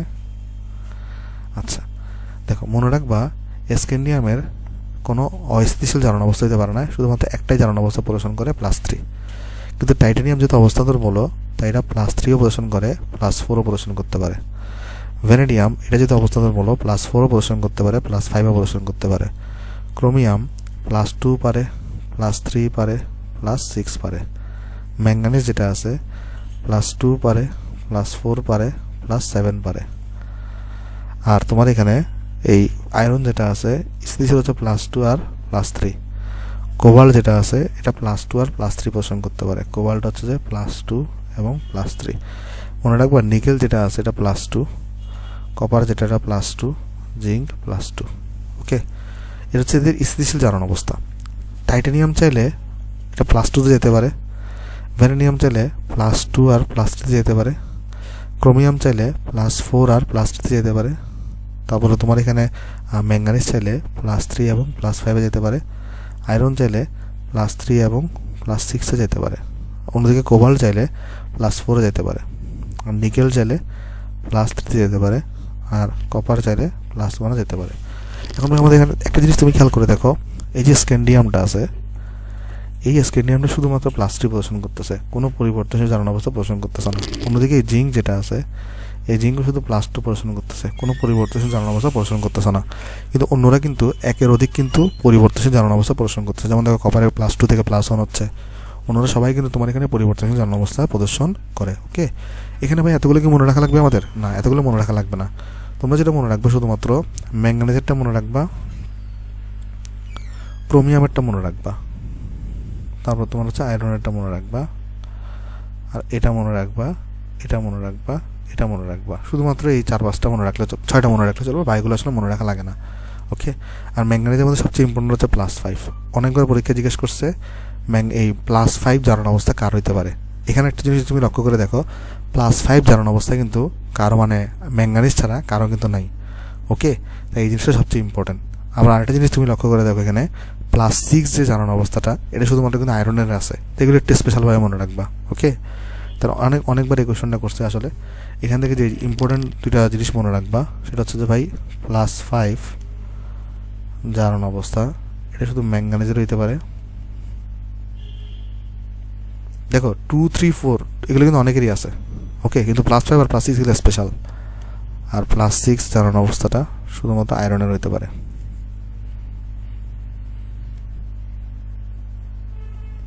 মাত্র আয়রনের হইতে পারে, ওকে। এই জিনিসটা অবশ্যই মনে রাখবা। তাহলে চলো এটাকে আমি ছক করে দিয়ে আসো। তাহলে আশা করি আমরা পরিবর্তনশীল জারণ অবস্থার ব্যাপারটা আমরা এখানে বুঝতে পারছি ভাই। তাহলে চলো আমরা এখন 2 নম্বর যে বৈশিষ্ট্যটা ছিল স্পেশালিটি, এই রঙিন যৌগ গঠন, এটা নিয়ে আমরা ডিসকাশন করি আসো। তাহলে আমরা আসলে ডিসকাশন করব রঙিন যৌগ গঠন।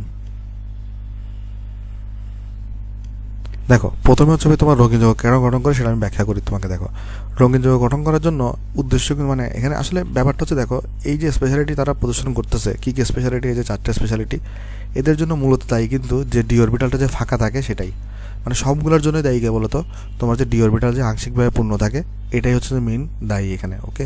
যেমন রঙিন যৌগ গঠনের জন্য সেটাই দায়ী। আমরা দেখছিলাম যে পরিবর্তনশীল জারণ অবস্থা প্রদর্শনের জন্য ওই যে ফাঁকা যে ডি অরবিটাল থাকে সেটাই দায়ী, যেমন দায়ী ছিল সেইমভাবে ভাই রঙিন যৌগ গঠন করার জন্য তোমার হচ্ছে ভাই ডি অরবিটাল যে আংশিকভাবে পূর্ণ থাকে সেটা দায়ী। ভাই কীভাবে দায়ী, চলো জিনিসটা আমি তোমাকে বুঝাই। এখানে যেটা হয় যে যেহেতু এখানে ডি অরবিটালগুলো আংশিকভাবে পূর্ণ থাকে, তো তুমি যখন এদেরকে উত্তেজিত করো তখন উত্তেজিত করার পরে যেটা হয় ইলেকট্রনগুলা তোমার এখানে ওই অরবিটালেরই এক জায়গা থেকে আরেক জায়গায় চলে যায়। তো এক জায়গা থেকে যখন আরেক জায়গায় চলে যায় তখন তারা চাওয়ার সময় একটা বিকিরণ সৃষ্টি করে, এবং এই বিকিরণের কারণেই বেসিক্যালি তুমি আসলে কি দেখতে পাও, তুমি এখানে বিভিন্ন ধরনের রং দেখতে পাও, কারণ ওই বিকিরণটা একটা নির্দিষ্ট কম্পাঙ্কের হয় এবং এর ফলে সে একটা ওই কম্পাঙ্কটা একটা তরঙ্গ বিশিষ্ট হয় যেটা একটা কালার সৃষ্টি করে, ওকে। তাহলে চলো জিনিসটা আমি তোমাকে ব্যাখ্যা করি এখানে। তাহলে মনে রাখবা এখানে ভাই যে এই অবস্থান্তর মৌলসমূহের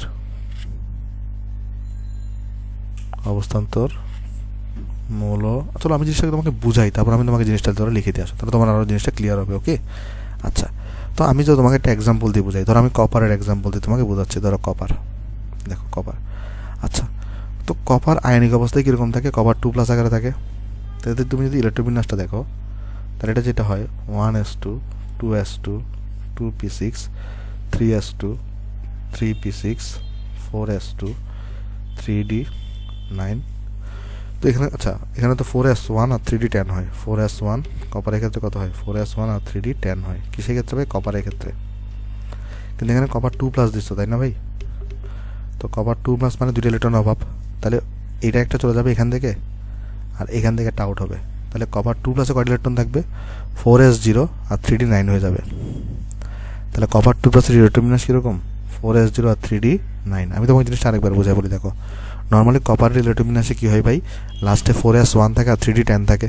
তো এখানে তুমি কপার 2+ লিখছো, তো কপার 2+এ কী হয়, কপার 2+ 2টা ইলেকট্রন নাই, তাহলে 2টা ইলেকট্রন কোথেকে যাবে, একটা 4s থেকে যাবে আর একটা 3d থেকে যাবে। ফলে 4s তো একটাই ছিল, তো 4s0 দেখানোর কোনো দরকার নাই, আর 3d9 আছে কারণ 10 থেকে একটা ইলেকট্রন চলে গেছে, ওকে।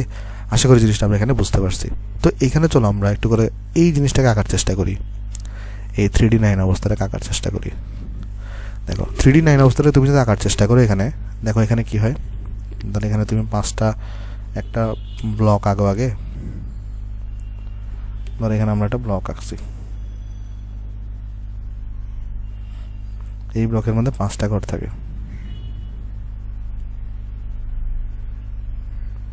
তো 3d9 তার মানে এখানে একটা ইলেকট্রন থাকবে, এখানে একটা ইলেকট্রন থাকবে, এখানে একটা ইলেকট্রন থাকবে, এখানে একটা ইলেকট্রন, এখানে একটা ইলেকট্রন, এখানে একটা ইলেকট্রন থাকবে, এখানে একটা ইলেকট্রন থাকবে, এখানে একটা ইলেকট্রন থাকবে, এখানে একটা ইলেকট্রন থাকবে, এখানে একটা ইলেকট্রন থাকবে, ওকে। আচ্ছা, দেখো আমরা সবাই জানি এই যে SPDF সেগুলোকে আমরা বলি উপশক্তি স্তর। এই যে ডি উপশক্তি স্তর যেটা আছে, আমরা সবাই জানি এটার অরবিটাল কটা থাকে ভাই, 5টা অরবিটাল থাকে। আমরা এটা ওই যে গুণগত রসায়নে পড়ে আসছি যে ডি উপশক্তি স্তর আসলে অরবিটাল থাকে কটা বলতো ভাই, 5টা। যেমন এখানে দেখো আমরা 5টা আঁকছি, 1টা 2টা 3টা 4টা 5টা। যেমন পি এর ক্ষেত্রে কয়টা থাকে,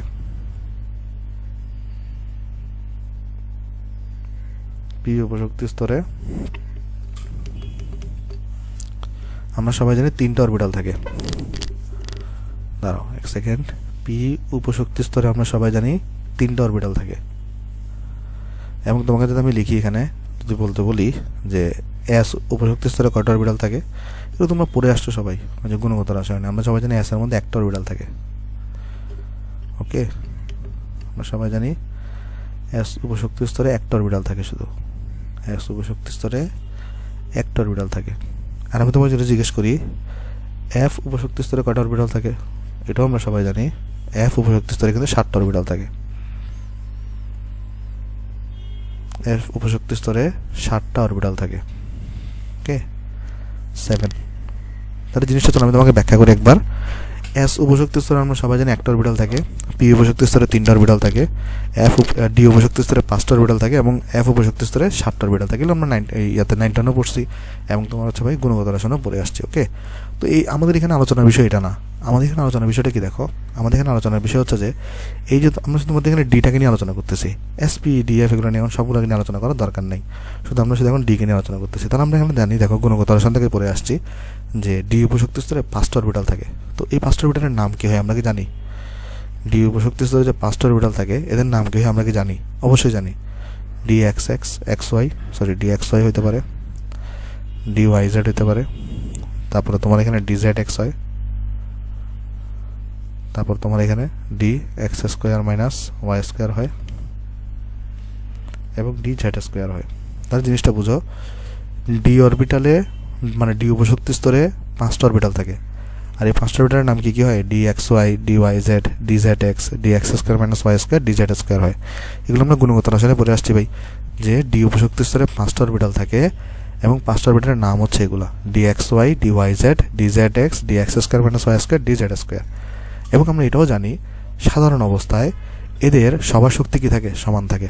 ওকে, তাহলে যেন আমরা একটা কাজ করি, আসো আমরা চলো এইগুলোকে একটু নামকরণ করি, যে এটাকে ধরো আমি ডি এক্স ওয়াই বলতেছি, এটা আমার ডি ওয়াই জেড, এটা আমার ডি জেড এক্স, এটা হচ্ছে আমার D X square minus Y square এবং এটা হচ্ছে আমার ডি জেড স্কোয়ার। এবং এদের সবার শক্তি কিন্তু সমান অবস্থায় থাকে, সাধারণ অবস্থায়। তো এই জন্য সাধারণ অবস্থাটাকে আমরা বলি ডি জেনারেট অবস্থা। সাধারণ অবস্থাটাকে আমরা কি বলি ভাই? ডি জেনারেট অবস্থা। এবং ডি জেনারেট অবস্থায় যেটা হয়, এই যে D X Y, D Y Z, D Z X, D X square minus Y square, D Z square, এতে সবার শক্তি সেম থাকে। ডি জেনারেট অবস্থায় এরা সবাই কি হয়? সমশক্তি সম্পন্ন হয়, সমশক্তি সম্পন্ন হয়। এটা কি হয় ভাই? এরা সবাই হচ্ছে সমশক্তি সম্পন্ন হয়। এখন এখানে যে কাহিনীটা ঘটে, এদেরকে তুমি যখন উত্তেজিত করবা, এই যে এটাকে ডি অরবিটালকে তখন তুমি উত্তেজিত করছো, উত্তেজিত তুমি কয়েকভাবে করতে পারো। তুমি যদি খেয়াল করে দেখো, আচ্ছা এখানে তোমরা ভুল করছো, এটা 10টা থাকে না, এখানে তো 9টা থাকে, তাই না? লাস্টের একটা হবে না, 9টা রিটার্ন থাকে। এখন তুমি চিন্তা করে দেখো, ধরো কোনো কারণে এদেরকে যদি উত্তেজিত করো, এখন তুমি উত্তেজিত কীভাবে করবা? বাইরে থেকে তুমি হিট দিতে পারো, অথবা কেউ যদি এখানে এসে বসে, একটা জিনিস চিন্তা করে দেখো, ধরো এটার উপরে কেউ এসে এখানে বসছে, তখন এটা কিন্তু ভাইব্রেট হতে থাকবে। কেন ভাইব্রেট হতে থাকবে? কারণ এই যে এসে বসছে সে কিন্তু এটার অংশ না, সে কিন্তু প্রথমে এটাকে চিনবে না, তাহলে সে এটার উপর একটা রেসপন্স দেখাবে, তাই না? তাই এটা তোমার ভাইব্রেট হতে থাকবে, মানে কাঁপতে থাকবে জিনিসটা, মানে উত্তেজিত হবে। অর্থাৎ বাইরের কোনো একটা মূল যখন মৌলের ইলেকট্রন যখন এখানে এসে বসবে, বাইরের কোনো একটা মৌলের ইলেকট্রন যখন এখানে এসে বসবে, তখন এখানে কিন্তু একটা কম্পন সৃষ্টি হবে। ওকে, তার মানে জিনিসটা দেখো, এদিকে আমি কয়েকভাবে উত্তেজিত করতে পারি এটাকে। কীভাবে? আমি বাইরে থেকে যদি তাপ প্রদান করি বা হিট প্রদান করি, বাইরে থেকে যদি আমি শক্তি দিই, শক্তিকে যদি আমি বাড়াই দিই, তাহলে সেটা ডিজেনারেট অবস্থা থেকে মানে উত্তেজিত হতে পারে।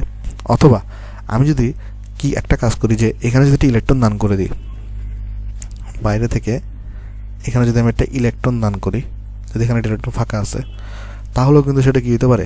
উত্তেজিত হতে পারে।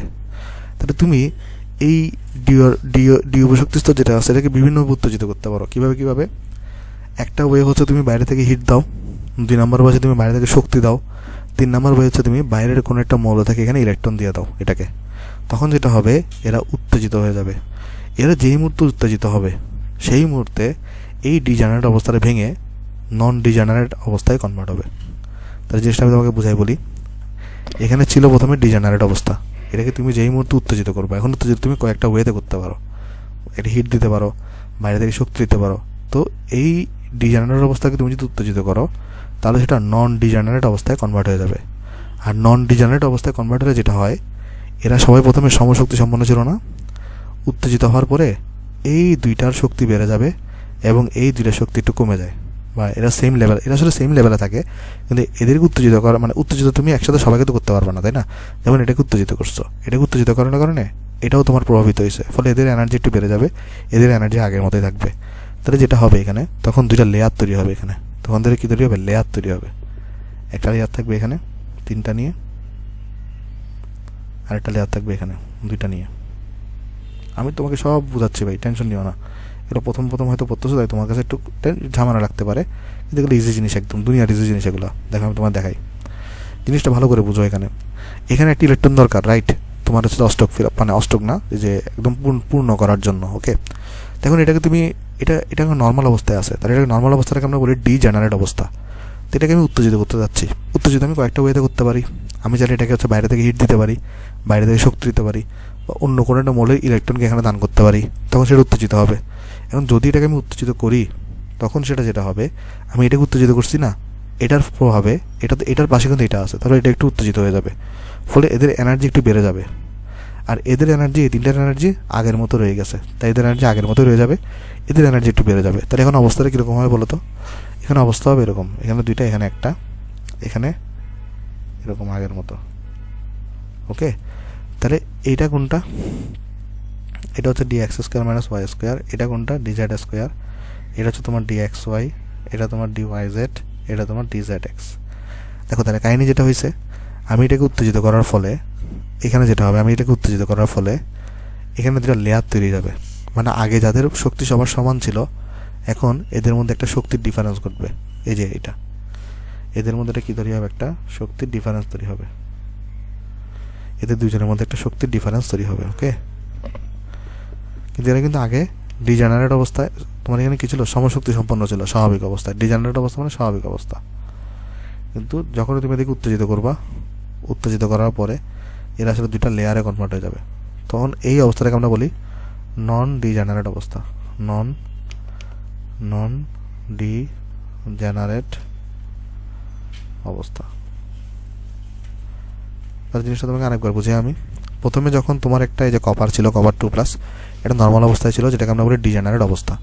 যদি এটাকে আমি বাইরে থেকে উত্তেজিত করি, তাহলে তখন যেটা হবে, এখানে 2টা লেয়ারে বিভক্ত হয়ে যাবে যে অরবিটালগুলো ছিল। দেখা যাবে কিছু অরবিটালের শক্তি বেড়ে গেছে, যেটাকে তুমি উত্তেজিত করছো, সবাইকে তো সমানভাবে তুমি উত্তেজিত করতে পারবে না, ওকে? কারণ হিটটা সবার দিকে সমানভাবে ছড়াবে না, ফলে এখানে একটা শক্তির ডিফারেন্স ঘটবে অরবিটালগুলোর মধ্যে। কিন্তু স্বাভাবিক অবস্থায় কিন্তু সবার শক্তি সেম ছিল। তো স্বাভাবিক অবস্থাটাকে আমরা বলি ডিজেনারেট অবস্থা, আর উত্তেজিত করার পরে যেটাকে আমরা পাই, সেটাকে আমরা বলি নন ডিজেনারেট অবস্থা। এখন এখানে যে কাহিনীটা হবে, এদের মধ্যে একটা শক্তির লেভেলের এখন একটা পার্থক্য হয়েছে না? ফলে ধরো এইখানকার ইলেকট্রনটা যদি কখনো শক্তি লাভ করে এইটাতে যায়, এটাতে যদি যায়, এখান থেকে যদি এখানে যায়, মানে এখানে ধরো একটা যদি ফাঁকা স্থান তৈরি হয়, তখন তাহলে দেখো এখানে একটা শক্তির ডিফারেন্স তৈরি হয়েছে, এবং ইলেকট্রনটা একটা জায়গা থেকে আরেকটা জায়গায় যাচ্ছে, ফলে এখানে দেখা যাবে তখন একটা বিকিরণ সৃষ্টি হয়। ফলে দেখা যাবে এখানে একটা কী সৃষ্টি হয়েছে, একটা এখানে বিকিরণ সৃষ্টি হবে, ওকে? ফলে দেখা যাবে এখানে একটা বিকিরণ সৃষ্টি হয়েছে, এবং এই বিকিরণটা একটা কালারযুক্ত হয়। এই কারণে তোমার হচ্ছে এখানে এই অবস্থান্তর মৌলগুলোর মধ্যে রঙিন যৌগ গঠিত হয়। তাহলে চলো এই জিনিসগুলোকে আমি সব তোমাকে এখানে লিখে দিয়ে আসো। তাহলে যদি আমরা নেক্সট পৃষ্ঠায় যাই, এবং আমরা চলো লিখে দিই এখানে। তাহলে এখানে তো স্পেস নাই, আমরা এখানে লিখে দিই। তাহলে দেখো আমরা প্রথমে এখানে লিখবো যে অবস্থান্তর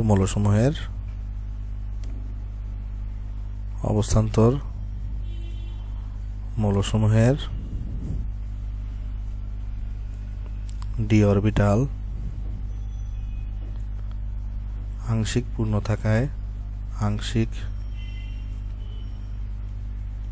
থাকায় এরা রঙিন যৌগ গঠন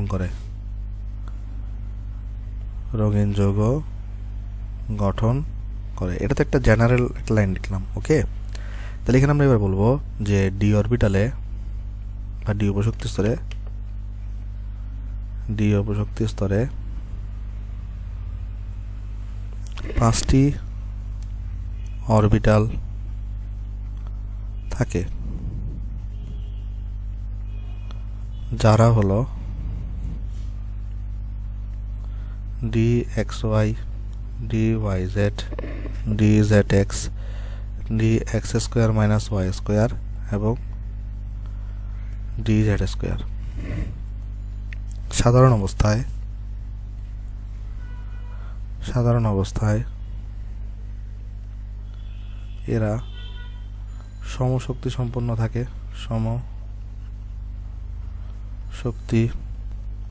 সম্পন্ন থাকে এবং এই অবস্থাকে ডিজেনারেট অবস্থা বলে। ডিজেনারেট অবস্থা বলে। ওকে, আচ্ছা, কিন্তু এদেরকে উত্তেজিত করা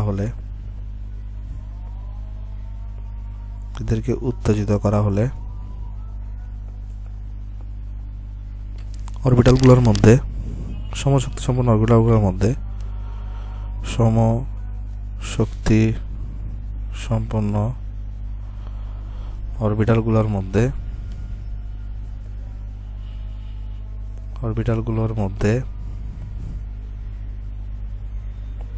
ক্ষণস্থায়ীভাবে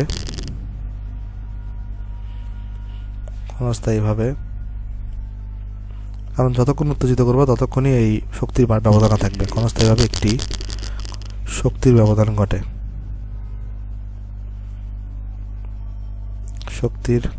ব্যবধান ঘটে। আর এই অবস্থাকে বলা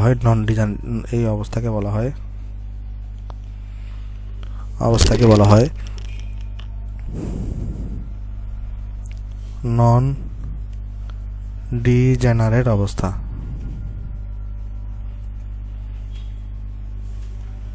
ইলেকট্রন যখন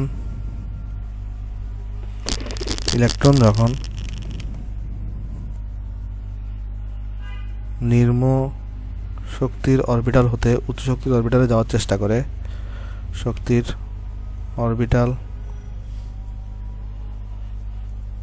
হতে উচ্চ শক্তির অরবিটালে যাওয়ার চেষ্টা করে বা অরবিটালে যায়, তখন একটি বিকিরণ সৃষ্টি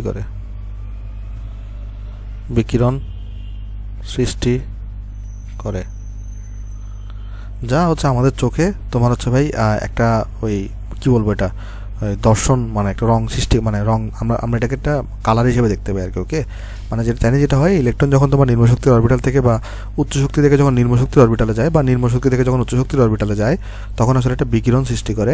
আর এই বিকিরণ সৃষ্টির কারণে আমরা এটাকে রঙিন, মানে তখন এটাকে আমাদের মনে হয় এটা একটা রঙিন যৌগ। ওকে, তাহলে ইলেকট্রন যখন নিম্ন শক্তির অরবিটাল হতে উচ্চ শক্তির অরবিটালে যায়, তখন একটা বিকিরণ সৃষ্টি করে যা একটি কালার হিসেবে আমাদের চোখে প্রতিফলিত হয়। কালার হিসেবে আমাদের চোখে প্রতিফলিত হয়। ওকে, তো চলো এই জিনিসটাকে আমি তোমাকে একটু ব্যাখ্যা করি আরেকবার, তারপর তুমি আরো ক্লিয়ার, এবার দেখো একদম ক্লিয়ার হয়ে যাবে তোমার কাছে। তাহলে জিনিসটা বুঝো, তাহলে জিনিসটা সেরকম আমি তোমাকে এখানে দেখাই। ফার্স্ট হচ্ছে ডিজেনারেট অবস্থা ছিল। ওকে, ফার্স্ট এখানে কি ছিল ভাই? ডিজেনারেট অবস্থা ছিল।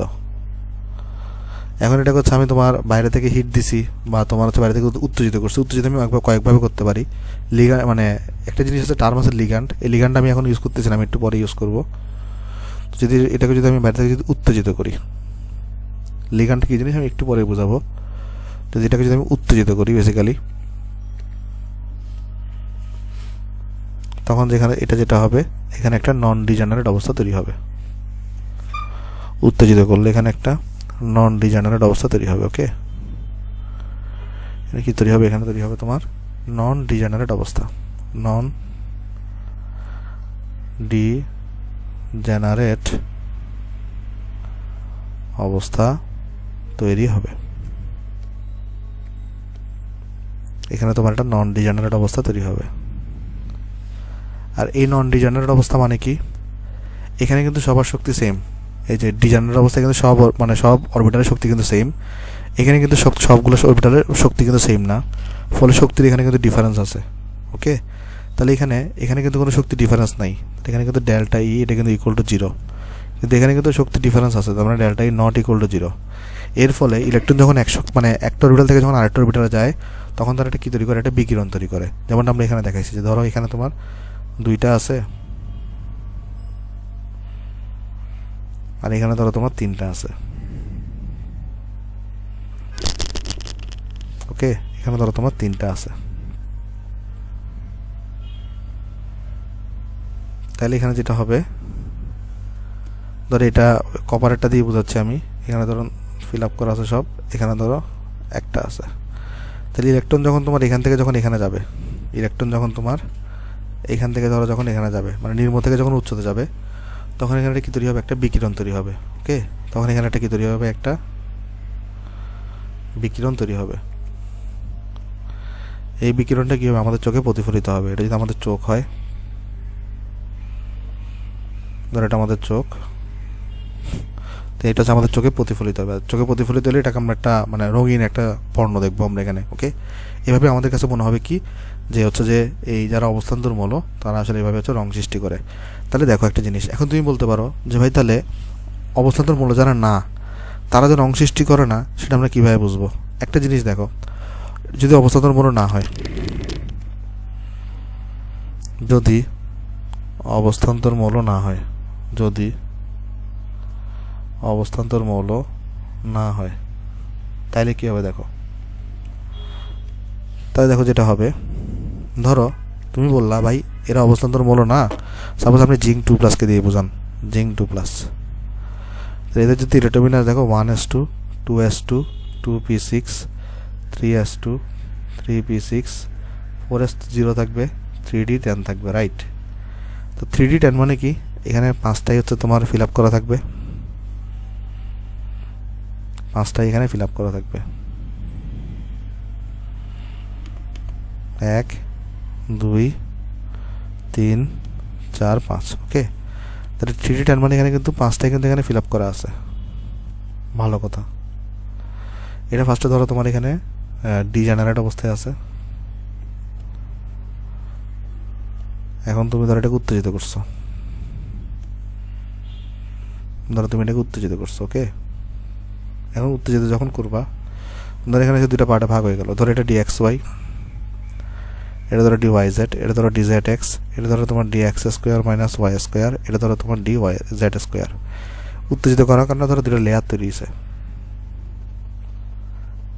একটা লেয়ার উপরে একটা লেয়ার নিচে। ওকে, এখন আমাকে বলতে পারবে এখানে কি রং সৃষ্টি হবে কোনো? ভিডিও পজ করো, ভিডিও পজ করে চিন্তা করো এখানে কোনো রং সৃষ্টি হবে কিনা।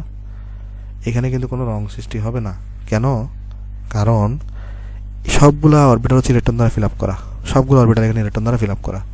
তাহলে এখানে কোনো ইলেকট্রনের চলাচল ঘটবে না, অর্থাৎ এখানে কোনো ইলেকট্রন ট্রান্সপোর্ট হবে না, কেউ কারো জায়গায় যাবে না, কারণ সবাই এখানে ফিল আপ করা আছে। তো কে কার জায়গা ছাড়বে? এখানে দেখো, এখানে ইলেকট্রনটা এখানে যেতে পারছে কেন? এই ইলেকট্রনটা চিন্তা করতেছে এখানে তো ফাঁকা স্থান আছে, আমি যদি উপরে যাই তাহলে আমার শক্তি বেড়ে যাবে, তাই চলো একটা লাভ দিয়ে দেখি কী হয়। ওকে, কিন্তু এইখানে এই সুযোগটা ছিল না। কেন? কারণ এখানে সবাই ফিল আপ করা, তাহলে এখানে কিন্তু কোনো ইলেকট্রন যাবে না, তাহলে এখানে নো ইলেকট্রন ট্রান্সপোর্ট, মানে কোনো ইলেকট্রন এখানে এক জায়গা থেকে আরেক জায়গায় যাবে না। আর ইলেকট্রন যদি না যায় ভাই, তাহলে এখানে কোনো কী হবে না, তোমার এখানে কোনো কালার দেখতে পারবে না। কেন?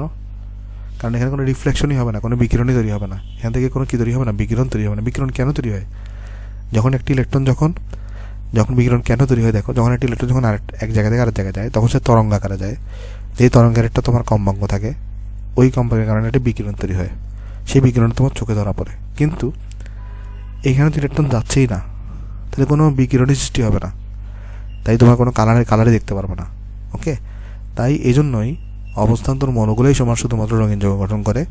অবস্থান্তর মৌল যারা না, তাদের এটা পুরোপুরি ফিল আপ থাকে বলে, অথবা ধরো সবগুলো খালি, তাহলে কোনো ইলেকট্রন চলাচল করতে পারবে না, কারণ ইলেকট্রন নাই, কোত্থেকে যাবে ভাই? যদি সবগুলো খালি থাকে তাহলে সেটাও কিন্তু অবস্থান্তর মৌল না। কিন্তু অবস্থান্তর মৌল যদি হয়, সেখানে মাস্ট বি আংশিকভাবে পূর্ণ থাকবে, ইলেকট্রনগুলো এক জায়গা থেকে আরেক জায়গায় চলতে পারবে, ফলে সেখানে বিকিরণ তৈরি হবে, তুমি মাস্ট বি সেখানে কালার দেখতে পারবা। ওকে, আশা করি জিনিসটা এখানে তোমরা বুঝতে পারছো। এটা ডিজেনারেট আজকে হবে না, তো হচ্ছে ডিজেনারেট। তাহলে আর এটা হচ্ছে তোমার কী অবস্থা ভাই, নন ডিজেনারেট। আশা করি আমরা এটা বুঝতে পারছি যে কেন অবস্থান্তরমূলক কালার দেখাবে না, নন ডিজেনারেট। ওকে, আচ্ছা তাহলে দেখো আমরা এতক্ষণ কী কী ব্যাখ্যা করলাম আমি যদি দেখাই। আমি আসলে তোমার ডি ব্লকের দুইটা ধর্ম নিয়ে আলোচনা করছি, এটা হচ্ছে পরিবর্তনশীল জারণ অবস্থা প্রদর্শন করে সেটা নিয়ে আলোচনা করছি, কী করে সেটা নিয়ে আলোচনা করছি, রঙিন যৌগ কেন গঠন করে সেটা নিয়ে আলোচনা করছি, কারণ এখানে উত্তেজিত করলে নন ডিজেনারেট অবস্থা তৈরি হয়, আর নন ডিজেনারেট অবস্থায় শক্তির পার্থক্য সৃষ্টি অরবিটালগুলোর মধ্যে। ফলে তোমার হচ্ছে যে ভাই এখানে এক শক্তি মানে এক অরবিটাল থেকে যখন আরেক অরবিটালে যায় তখন সেখানে বিকিরণ দেখা দেয় এবং সেখানে তোমার কালার সৃষ্টি হয়। ওকে, আশা করি জিনিসটা আমরা এখানে সবাই বুঝতে পারছি ভাই। এবার চলো তোমাকে আমি আরেকটা জিনিস দেখাই যেটা এমসিকিউতে আসলে অনেকবার আসে। আমি তোমাকে জিনিসটা দেখাই। ধরো তুমি এখানে কী করলে, একটা পাত্র নিলা। ওকে, তুমি এখানে একটা পাত্র নিলা, সেখানে আমি একটা পাত্র আঁকি। সাপোজ তুমি এখানে একটা পাত্র নিলা, সেটা তুমি একটা পাত্র নিলা। ওকে, আচ্ছা পাত্র নেওয়ার পরে এখানে সাপোজ ধরো তুমি একটা এখানে কি রাখলা, ধরো তুমি এখানে একটা ভাই তোমার এখানে ডি ব্লকের একটা মৌলের একটা দ্রবণ রাখলা। ধরো এখানে তুমি ডি ব্লক মৌলের একটা দ্রবণ রাখলা, যে কোনো কিছু হতে পারে। ওকে, তাহলে এখানে যেটা করলা তুমি এখানে একটা ডি ব্লকের এখানে একটা পাত্র নিলা, পাত্রের মধ্যে একটা তুমি ডি ব্লক মৌলের একটা দ্রবণকে নিলা। ফেরাস সালফেট হতে পারে বা যে কোনো কিছু হতে পারে, কপার সালফেট হতে পারে। আচ্ছা, এবারে আমি দুইটা আসলে জিনিস দেখাবো এখানে। ধরো তুমি যদি কোনো কারণে এখানে সবুজ বর্ণ এটার মধ্যে দিয়ে পাঠাও, তাহলে দেখা যাবে এই বর্ণের কালার হবে বেগুনি লাল, মানে এটা সবুজ বর্ণকে শোষণ করে বেগুনি লাল আলোটা তোমার চোখে রিফ্লেক্ট করাবে। যদি এটাকে কী করো, এখানে সবুজ বর্ণের আলোকে যদি এখানে প্রবেশ করাও, তাহলে তখন দেখা যাবে এখানে বেগুনি লাল বর্ণের আলো তোমার চোখে প্রতিফলিত হবে। এটা কেন হবে এখন আপাতত পড়ার দরকার নেই, জাস্ট এখানে এতটুকু জেনে রাখো, যদি আমরা ডি ব্লক মৌলের দ্রবণের মধ্যে সবুজ বর্ণের আলো যদি আমরা পাঠাই, তাহলে এই সবুজ বর্ণের আলোটা তোমার এখানে শোষিত হয়ে সেটা বেগুনি লাল বর্ণের আলো চোখে প্রতিফলিত করবে। এটা এমসিকিউর জন্য অনেক ইম্পর্টেন্ট, এটা বিশেষ করে মেডিকেল এমসিকিউর জন্য অনেক ইম্পর্টেন্ট। ওকে, এটা অনেক কারণ আছে, কারণটা এখন জানার দরকার নেই, জাস্ট এতটুকু জেনে রাখো। তারপর তুমি এখানে কোনো কারণে নীল আলো যদি তুমি মানে পাঠাও, যদি তাহলে নীল আলো যদি পাঠাও, তাহলে নীল আলোটা শোষণ করে এই দ্রবণের বর্ণ হবে তোমার হচ্ছে ভাই কমলা রঙের। ওকে, তাহলে চলো লেখাটা এখানে আমরা লিখে দিই এখানে। তাহলে লেখাটা আমরা লিখবো এখানে যে যদি ডি ব্লক মৌলের দ্রবণে সবুজ আলো শোষিত হয় তবে ইহা বেগুনি লাল আলো হিসেবে প্রতিফলিত হয়, বেগুনি লাল আলো হিসেবে প্রতিফলিত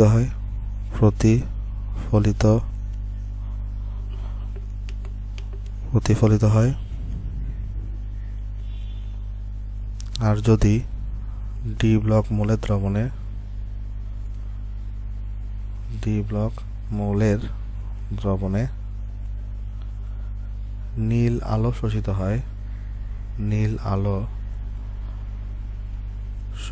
হয় তবে ইহা কমলা আলো হিসেবে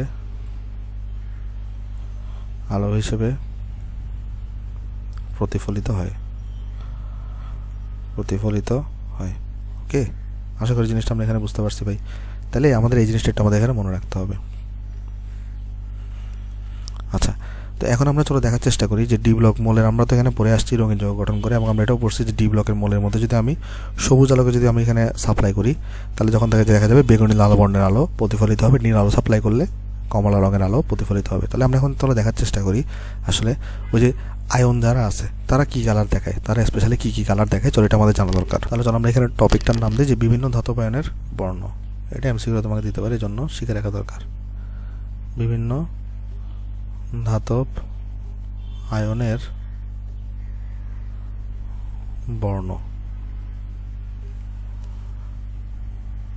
দেখো, তো আমি চলো তোমাকে এখানে হেডলাইন দিই ধাতব আয়ন। আর হচ্ছে এখানে আমরা লিখতেছি বর্ণ। ওকে,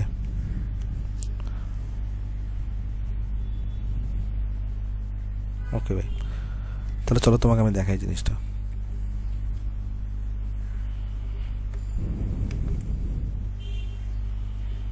দেখো, প্রথমে আমরা দেখবো যে স্ক্যান্ডিয়াম 3+ আয়ন। যেহেতু এটা অবস্থান্তর মূল্য না, তার এটা কোনো বর্ণ দেখাবে না, তার এটা বর্ণহীন হবে, বা এটাকে আমরা সাদা বলতে পারি। সাদা আসলে কোনো বর্ণের পর্যায়ে পড়ে না, ওই জন্য আমরা এটাকে সাদা বলতে পারি বা বর্ণহীন হতে হবে। এটা যেমন টাইটানিয়াম 3+, মনে রাখবা এটার বর্ণ হয় তোমার হচ্ছে বেগুনি কালারের। আচ্ছা, এরপর আছে তোমার হচ্ছে ভাই ভ্যানাডিয়াম 3+, এটার কালার হবে তোমার সবুজ। একটু মুখস্থ রাখতে হবে, বিশেষ করে মেডিকেলের জন্য অনেক ইম্পর্টেন্ট। তারপরে তোমার আছে হচ্ছে এখানে ভ্যানাডিয়াম 4+, এটা দেখাবে তোমার হচ্ছে ভাই নীল বর্ণ। তারপরে তোমার এখানে হচ্ছে ভাই ক্রোমিয়াম 3+, এটা দেখাবে তোমার হচ্ছে ভাই হালকা সবুজ। 10-12 বার প্র্যাকটিস করলে এগুলো অটোমেটিক্যালি মুখস্থ হয়ে যাবে। তারপর হচ্ছে তোমার আছে হচ্ছে ম্যাঙ্গানিজ 2+, যেটা হচ্ছে গোলাপি বর্ণ। আর এরপর আছে তোমার হচ্ছে ম্যাঙ্গানিজ 3+, এটা হচ্ছে তোমার ভাই বেগুনি বর্ণ। তারপর যদি আমরা যাই Fe2+, এটা হচ্ছে সবুজ বর্ণ। তারপরে তোমার আছে হচ্ছে ভাই Fe3+, এটা মনে রাখবে এটা হচ্ছে হালকা বাদামি, হালকা বাদামি। তারপর কোবাল্ট 2+, এটা হচ্ছে তোমার ভাই গোলাপি কালারের। তারপর হচ্ছে তোমার ভাই কোবাল্ট 2+ এর পরে নিকেল 2+, এটা মনে রাখবে এটা হচ্ছে সবুজ কালারের। তারপর আছে তোমার এখানে ভাই কপার 2+, এটা ঠাড়া মুখস্থ রাখতে হবে ভাই, অন্য কোনো অপশন নাই। নীল কালারের হয়। এটা হচ্ছে জিঙ্ক 2+, এটা যেহেতু অবস্থান্তর মূল্য না, তাহলে এটা বর্ণহীন হবে, বা আমরা বলতে পারি এটা সাদা কালারের হবে। ওকে, তাহলে এখানে আমরা জিনিসটা লিখে দিই যে ইম্পর্টেন্ট ফর মেডিকেল, এটা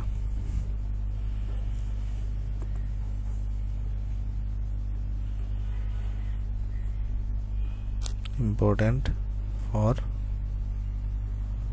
তো আমি আশা করতেছি তোমরা এই জিনিসটা মুখস্থ রাখতে পারবো ভাই। তো চলো আমরা তাহলে তোমার হচ্ছে ভাই 3 নম্বর পয়েন্টে নিয়ে আলোচনা করি। আমরা বলছিলাম তোমার অবস্থান্তর মূলের 3 নম্বর স্পেশাল পয়েন্টটা কি ভাই, জটিল যৌগ গঠন। তো চলো আমরা এখানে জটিল যৌগ গঠনটা দেখে আসো। ওকে, তো চলো আমরা দেখি এখানে তোমার হচ্ছে ভাই 3 নম্বর জটিল যৌগ গঠন। কী কালার দিয়ে লিখছিলাম এখানে? হ্যাঁ, লাল কালার দিয়ে লিখছি। তো চলো আমরা 3 নম্বর লিখি, জটিল যৌগ গঠন। দেখো, এটা অনেক ইম্পর্টেন্ট আলোচনা ভাই, এটাকে ভালো করে লক্ষ্য করিও ভাই। আগেগুলো এতটা ইম্পর্টেন্ট ছিল না, কিন্তু এই জিনিসটা অনেক ইম্পর্টেন্ট একটা জিনিস। ওকে, তাহলে আমি তোমাকে প্রথমে চলো একদম বেসিক থেকে পড়াবো। দেখো, আমি তোমাকে বোঝাই বলি, জটিল যৌগ বোঝার জন্য তোমাকে আগে 2 ধরনের বন্ধনের সাথে একটু পরিচয় হতে হবে। একটাকে আমরা বলি সমযোজী বন্ধন, আর আরেকটাকে আমরা বলি সন্নিবেশ সমযোজী বন্ধন। ভাই, সমযোজী বন্ধন জিনিসটা কি? দুটি অধাতব পরমাণু যদি অষ্টক পূরণের জন্য তাদের নিজেদের মধ্যে ইলেকট্রন শেয়ার করে বন্ধন গঠন করে, তখন সেটাকে আমরা বলি সমযোজী বন্ধন। তাহলে সমযোজী বন্ধন জিনিসটা কি? দুটি অধাতব পরমাণু অষ্টক পূরণের জন্য, মানে অষ্টক বা স্থিতিশীল অবস্থায় যাওয়ার জন্য, অষ্টক পূরণের জন্য তোমার হচ্ছে ভাই নিজেদের মধ্যে ইলেকট্রন শেয়ার করে, নিজেদের মধ্যে পরস্পর ইলেকট্রন শেয়ারের মাধ্যমে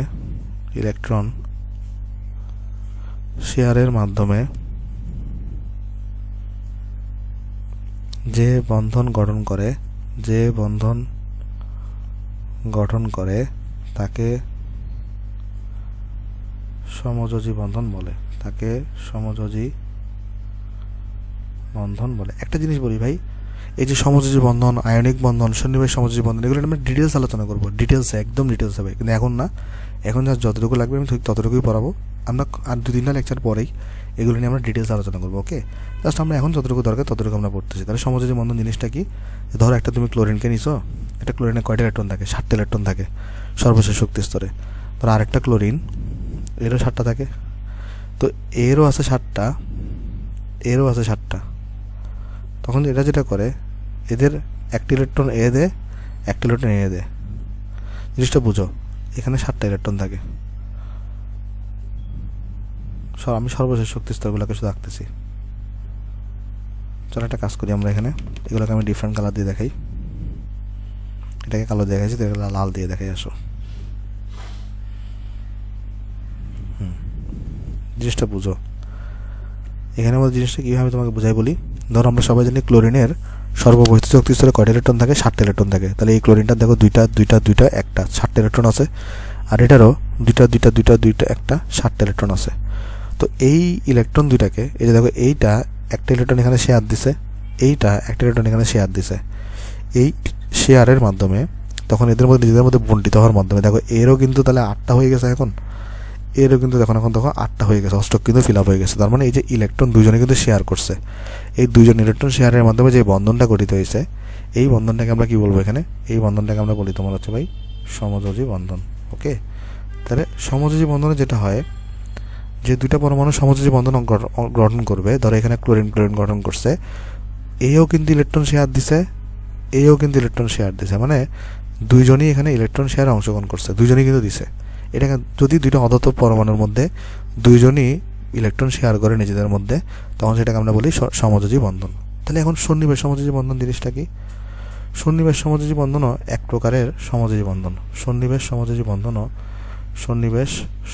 বন্ধনও হচ্ছে এক প্রকারের সমযোজী বন্ধন। কিন্তু এখানে যে কাহিনীটা ঘটে, সমযোজী বন্ধনে কি হয়? দুইজনই শেয়ার করে না, কিন্তু সন্নিবেশ সমযোজীতে একজন শুধুমাত্র শেয়ার করে আর বাকিজন এটাকে গ্রহণ করে। ওকে, তাহলে কি করে বলো তো? একজন শুধুমাত্র শেয়ার করে আর আরেকজন হচ্ছে গ্রহণ করে জিনিসটা। তো যে শেয়ার করে তাকে আমরা বলি দাতা পরমাণু বা লিগ্যান্ড, আর যে ইলেকট্রনগুলোকে গ্রহণ করে তাকে আমরা বলি গ্রহীতা পরমাণু। ওকে, তাহলে এখানে আমরা বলবো যে দুটি অদত্ত পরমাণুর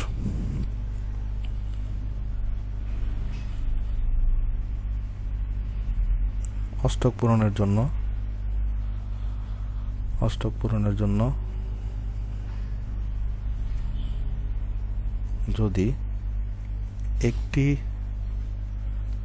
পরমাণুই শুধু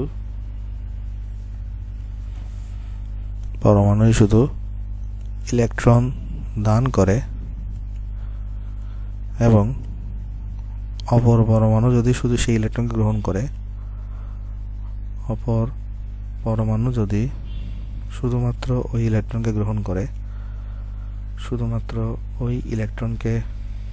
গ্রহণ করে, তাহলে তাদের মধ্যে সৃষ্ট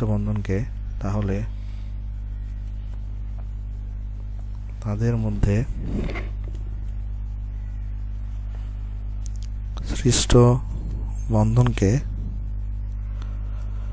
সন্নিবেশ সমযোজী বন্ধন বলে। সৃষ্ট বন্ধনকে সন্নিবেশ সমযোজী বন্ধন বলে। ভাই জিনিসটা কিরকম আমি তোমাকে বুঝাই বলি। দেখো, ধরো NH3, আমরা সবাই জানি NH3 এর মধ্যে একজনের মুক্তজোড়ী ইলেকট্রন থাকে, মানে এটাকে আমরা লন পেয়ার বলি। আবার ধরো BF3কে আমরা বলি এটা হচ্ছে একটা অষ্টক সংকোচিত যৌগ। এই দেখো এর মধ্যে কি আছে ভাই? এর মধ্যে কিন্তু মুক্তজোড় ইলেকট্রন আছে। এর মধ্যে কি আছে? মুক্তজোড় ইলেকট্রন আছে। আর এটা হচ্ছে একটা অষ্টক সংকোচিত যৌগ।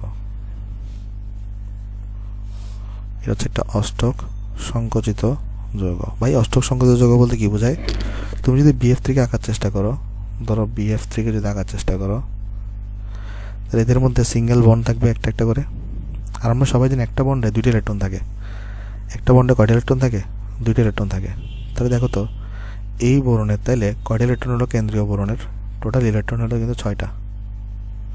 শেষ শক্তি স্তরে ইলেকট্রন কয়টা হলো? 6টা। দেখো এখানে 2টা আছে, এখানে 2টা আছে, এখানে 2টা আছে, তাহলে 6টা হলো। তাহলে তার অষ্টক পূরণের জন্য আরও 2টা দরকার না? তখন এখানে যেটা কাহিনী করবে, NH3 দেখতেছে যে আমার তো একটা মুক্তজোড়ী ইলেকট্রন আছে, এটা আমার কোনো কাজে লাগতেছে না। তখন NH3 যেটা করবে, এই মুক্তজোড়ী ইলেকট্রনটাকে এটাকে দান করে দিবে। এই যে তোমার দেখো NH3, এটা দেখো এখানে কিন্তু NH3 এটা কিন্তু এক্সট্রা আছে, কিন্তু এর কিন্তু দরকার। তখন NH3 যেটা করবে, এই তার মুক্ত ইলেকট্রনটাকে এটাকে দান করে দিবে। এই দান করে দেওয়ার মাধ্যমে যে বন্ধনটা সৃষ্টি হচ্ছে, অ্যাকচুয়ালি এই বন্ধনটাকে আমরা বলি সন্নিবেশ সমযোজী বন্ধন। এই বন্ধনটাকে আমরা কি বলি? সন্নিবেশ সমযোজী বন্ধন। তাহলে ভাই সন্নিবেশ সমযোজী বন্ধনে কি হয়? দেখো, সমযোজী বন্ধনে কি হয়? দুইজনই শেয়ার করে, কিন্তু সন্নিবেশ সমযোজী বন্ধনে দুইজন শেয়ার করে না, শেয়ার করে শুধুমাত্র একজন, আর একজন হচ্ছে গ্রহণ করে, এ গ্রহণ করতেছে।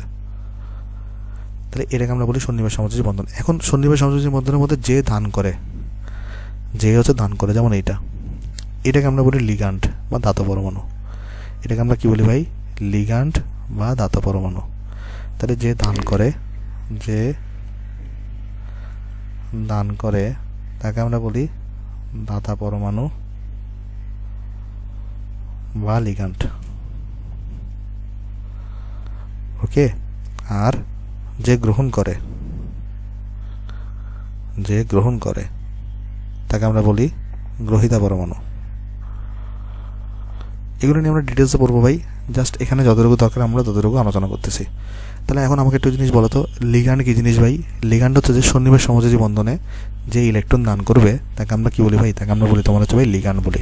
ওকে, আশা করি জিনিসটা আমরা এখানে সবাই বুঝতে পারছি ভাই। এখন এখানে কাহিনী কী হয় দেখো, এখানে কাহিনী কী হয় দেখো, আমি তোমাকে কাহিনীটা বুঝে আসো, যেটা আমরা আলোচনা করতেছিলাম। এখানে আমরা বলছি ফার্স্টে যে অবস্থান্তর মূল্য যারা আছে তারা কি করে? জটিল যৌগ গঠন করে। কেন জটিল যৌগ গঠন করে তোমরা এখনই বুঝতে পারবে এখানে। ওকে, একটা জটিল যৌগের আগে সংকেত লিখি আমরা এখানে। কেমন? জটিল যৌগের সংকেত হচ্ছে K4 FeCN6, অথবা তুমি আরও জটিল যৌগের সংখ্যা লিখতে পারো, ধরো NiCO4, এটাও একটা জটিল যৌগের সংকেত। ওকে, এটা একটা জটিল যৌগের সংকেত দিতে পারে। তারপরে তোমার হচ্ছে NiCO4, এটাও একটা জটিল যৌগের সংখ্যা দিতে পারে। তো জটিল যৌগ আমরা কীভাবে বুঝবো? এরকম একটা থার্ড ব্র্যাকেট দেওয়া থাকবে। থার্ড ব্র্যাকেট দেওয়া থাকলে বেসিক্যালি এটাকে আমরা কী হয়? জটিল যৌগ হয়। ওকে, আচ্ছা, এগুলো কিন্তু জটিল যৌগের এক্সাম্পল। আচ্ছা, তারপর এখন একটা জিনিস আমরা এখানে লক্ষ্য করে আসো, এখানে কি হয়? এটা কিন্তু CO, নট কোবাল্ট, এটা CO, কার্বন মনোঅক্সাইড। ওকে, ধরনের কিন্তু জটিল যৌগ। জটিল যৌগ আমরা কীভাবে বুঝবো ভাই? যদি তোমার এখানে থার্ড ব্র্যাকেট দেওয়া থাকে তাহলে আমরা বুঝতে পারবো জিনিসটা কী বলতো? জটিল যৌগ। ওকে, এখন আমরা দেখতে যাচ্ছি জটিল যৌগ আসলে কেন গঠিত হয়, এটা আমরা দেখতে যাচ্ছি এখানে। এখন একটা জিনিস তুমি খেয়াল করে দেখো, তুমি যদি আয়রনের বেলায় দেখো, তাহলে আয়রনে যেটা হয়, আয়রনে 26টা থাকে, এটা 1s2 হয়ে যায়, 2s2 হয়ে যায়, 2p6 হয়ে যায়, 3s2 হয়ে যায়, 3p6 হয়ে যায়, 4s2 থাকে, 3d6 থাকে। ওকে, তো তুমি যদি এই লাস্টটাকে যদি অ্যানালাইসিস করো, লাস্টের এটাকে, তুমি দেখবা এখানে কিন্তু স্থিতিশীল অবস্থায় সেটা নাই। কেন নাই? কারণ এখানে দেখো শুধুমাত্র 6টা ফিল আপ আছে, আর কিন্তু 4টা কিন্তু ফাঁকা আছে এখানে। তাহলে সে যদি একদম পূর্ণ অবস্থায় যেতে চায়, পূর্ণ স্থিতিশীল অবস্থায়, তাহলে তাকে 4টা গ্রহণ করতে হবে। এই 4টা তারা কে দিবে? এই 4টা তারা দিবে হচ্ছে যে লিগ্যান্ডটা। দেখো জিনিসটা ভালো করে বুঝো, এখানে 4s2 তার 2টাই আছে, কিন্তু এখানে আছে কটা দেখো তো? 1টা 2টা 3টা 4টা 5টা 6টা। আমরা সবাই জানি আগে সিঙ্গেল একটা করে ফিল আপ হয়ে যায়।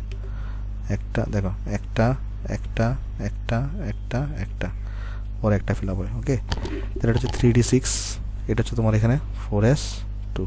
ওকে, তাহলে এখানে যে ঘটনাটা হয়, এখানে এই যে তোমার দেখো এখানে যে ঘটনাটা হয়, এইখানে তোমার এই আয়রনের কিন্তু পুরোপুরি কিন্তু তারা এখন স্থিতিশীল অবস্থায় নাই, তার কিন্তু ইলেকট্রন দরকার। তাকে ইলেকট্রনে কে দিবে? তারা কে ইলেকট্রনটা দিবে? এই লিগ্যান্ডটা। যেমন সিএন, যেমন দেখো সিএনে কি হয়? সিএন হলে সিএন মাইনাস আকারে থাকে। সিএন মাইনাস মানে কি? এর মাইনাস দ্বারা বোঝে একটা ইলেকট্রন বেশি আছে, তাহলে এর কিন্তু ইলেকট্রন দান করার ক্ষমতা আছে। দেখো লিগ্যান্ড কারা হবে? আমি যদি প্রশ্ন করি লিগ্যান্ড কারা হবে, লিগ্যান্ড কারা হবে, মনে রাখবা লিগ্যান্ড কারা কারা হইতে পারে। দেখো প্রথম কথা, লিগ্যান্ড মানে কি? ধাতা পরমাণু যে দান করবে। লিগ্যান্ড মানে হচ্ছে যে ধাতা পরমাণু যে দান করবে, ইলেকট্রন দান করবে। এখন তুমি চিন্তা করে দেখো, ধরো একজন মানুষের কাছে টাকা পয়সা নাই, সে কি দান করতে পারবে কখনো? না, দান করতে পারবে না। টাকা পয়সা তার কাছে নাই, কিন্তু যার কাছে টাকা পয়সা আছে সে দান করতে পারবে। তাহলে লিগ্যান্ড কারা বলো তো? যার কাছে এক্সট্রা ইলেকট্রন থাকবে, যেমন যার কাছে লন পেয়ার থাকবে বা মুক্ত জল ইলেকট্রন থাকবে, অথবা যার কাছে নেগেটিভ চার্জ থাকবে, যেমন সিএন মাইনাস, এর কাছে কি আছে? নেগেটিভ চার্জ আছে। তাহলে নেগেটিভ চার্জ থাকার কারণে সে কিন্তু ইলেকট্রন দান করতে পারবে, কারণ এটা তার লাগতেছে না। অনুরূপভাবে লন পেয়ার, এদেরও কিন্তু এটা লাগে না, এই জন্য এটা দান করতে পারবে। তো এখানে যেটা হয়, এই জন্য দেখো এদের যেহেতু 4টে ইলেকট্রন দরকার আর সিএন এর যেহেতু এক্সট্রা আছে, সিএন এর জন্য যেটা করে এই ইলেকট্রন এক্সট্রা ইলেকট্রনটাকে দেখে দান করে দেয়। এই যে দেখো এ কিন্তু কিছু করতেছে না, এই কিছু করতেছে না, এই দান করতেছে, রাইট? কারণ এ কিন্তু শেয়ার করবে না, কারণ এর এমনি কম আছে, এর কিন্তু বেশি আছে, তাই এ কী করবে, দান করে দিবে। তাহলে এইখানে একজন দান করতেছে বা একজন শেয়ার করতেছে, অপরজন কিন্তু শেয়ার করতেছে না। তাই এদের মধ্যে যে বন্ধনটা গঠিত হবে সেটাকে আমরা বলবো সন্নিবেশ সমযোজী বন্ধন। আর বেসিক্যালি এই সন্নিবেশ সমযোজী বন্ধনের মাধ্যমে তোমার কি গঠিত হয়, জটিল যৌগ গঠিত হয়। তাহলে অবস্থান ধাতুসমূহ কেন জটিল যৌগ গঠন করে? কারণ অবস্থান্তর মৌলগুলো যেগুলো আছে তাদের ডি অরবিটালটা আংশিকভাবে পূর্ণ থাকে, আর আংশিকভাবে পূর্ণ থাকার কারণে তারা যদি একদম পূর্ণ করতে চায় তখন আসলে তাদেরকে সন্নিবেশ সমযোজী বন্ধন গঠন করতে হয়, আর এর মাধ্যমে কি তৈরি হয়, জটিল যৌগ গঠিত হয়। ওকে, আশা করি জিনিসটা আমরা এখানে বুঝতে পারছি কেন জটিল যৌগ গঠিত হয়। তাহলে এখানে মনে রাখবে, এখানে অবস্থান্তর মৌলসমূহের, আমি তোমাকে বলছি মেইন বিষয় কিন্তু এটাই যে আংশিকভাবে পূর্ণ থাকে, এই বিষয়টা হচ্ছে মেইন। তাহলে মনে রাখবো অবস্থান্তর মৌলসমূহের ডি অরবিটাল আংশিকভাবে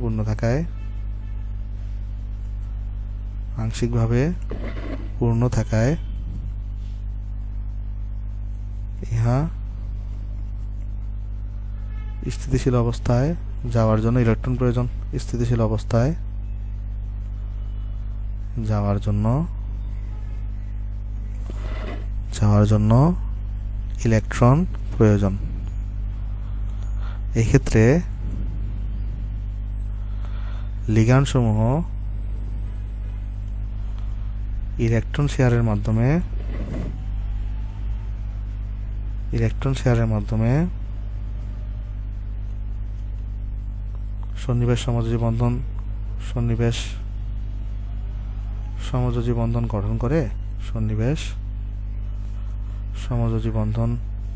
গঠন করে, এবং এর ফলে সন্নিবেশ সমযোজী বন্ধন গঠিত হলে সেটাকে আমরা কি বলি, জটিল যৌগ বলি। এর ফলে জটিল যৌগ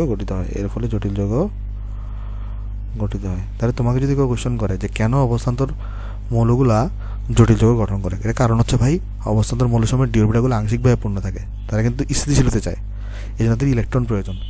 এই ক্ষেত্রে তাদের নিজেদের তো ইলেকট্রন এক্সট্রা নাই, তাহলে তারা কাউকে দান করতে পারবে না, ফলে যেটা হয় তাদের ইলেকট্রন দরকার, তখন লিগ্যান্ডসমূহ ইলেকট্রন শেয়ারের মাধ্যমে সন্নিবেশ সমযোজী বন্ধন গঠন করে, এবং এই সন্নিবেশ সমযোজী বন্ধনের গঠনের মাধ্যমে বেসিক্যালি এখানে জটিল যৌগটা গঠিত হয়। তাহলে আমরা এটা বুঝতে পারছি এখানে যে কেন জটিল যৌগ গঠিত হয়। ওকে, আশা করি জিনিসটা এখানে আমরা বুঝতে পারছি।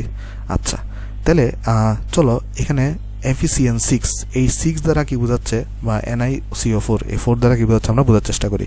আমরা চলো 4 FeCN6 দিয়ে বোঝার চেষ্টা করি। এখানে দেখো, এখানে আমাদের যৌগটা কি আছে ভাই, K4 FeCN6। আমরা প্রথমে দেখতে যাচ্ছি যে আয়রনের জারণ অবস্থা কত। ধর আয়রনের জারণ অবস্থা X ধরে নিছি আমরা এখানে। আমরা সবাই জানি পটাশিয়ামের জারণ অবস্থা +1 হয়, এটার জারণ অবস্থা -1 হয়। তাহলে আমরা X কীভাবে বের করবো, দেখো এখানে +1 × 4, কারণ K4 আছে এখানে +X, আর এখানে 6 × -1 = 0। তাহলে এখানে যেটা হবে, এই X = এখানে হবে তোমার এখানে করে দেখো, তাহলে এই যে 6 এদিকে চলে যাবে, -4 হবে, তাহলে X = 2। তাহলে আয়রনের জারণ অবস্থা এখানে কত, তাহলে এখানে আমরা বলতে পারি K4 FeCN6 আয়রনের জারণ অবস্থা হচ্ছে তোমার +2, মানে Fe2+ হিসেবে থাকে এখানে। এখন আমরা দেখতে যাচ্ছি বেসিক্যালি 6 এর অর্থটা কি, এই 6 দ্বারা অ্যাকচুয়ালি বোঝায় সন্নিবেশ সংখ্যা। এখন এই সন্নিবেশ সংখ্যা দ্বারা কি বোঝায় সেটা আমরা বুঝতে যাচ্ছি। ওকে, আমরা এখন দেখতে যাচ্ছি 6 এর অর্থটা কি। চলো আমরা দেখার চেষ্টা করি। আসো আমি তোমাকে দেখাই এখানে কীভাবে দেখা যায়। দেখো এখানে আমরা বলছি মাত্র যে K4 FeCN6, রাইট? তো এখানে আয়রন কীভাবে আছে, আয়রন 2+ আকারে আছে। আচ্ছা, আয়রন 2+ যদি আমি ইলেকট্রোবিন্যাস করি তাহলে কী হবে, এখানে 26 পারমাণবিক সংখ্যা।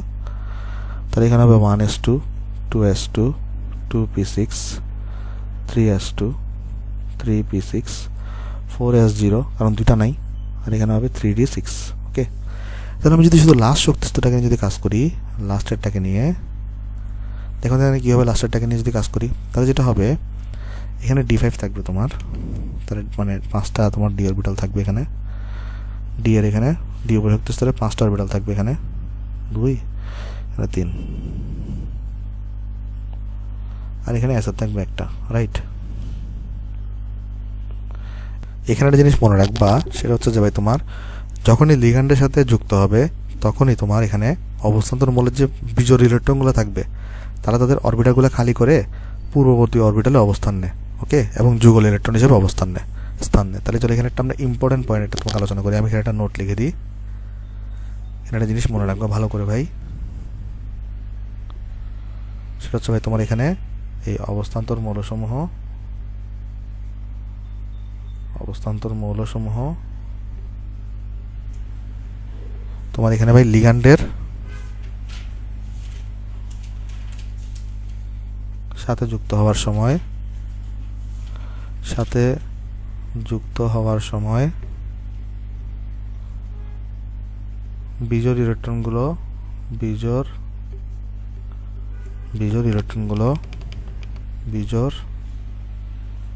ইলেকট্রনগুলো তাদের অরবিটাল ছেড়ে দিয়ে পূর্ববর্তী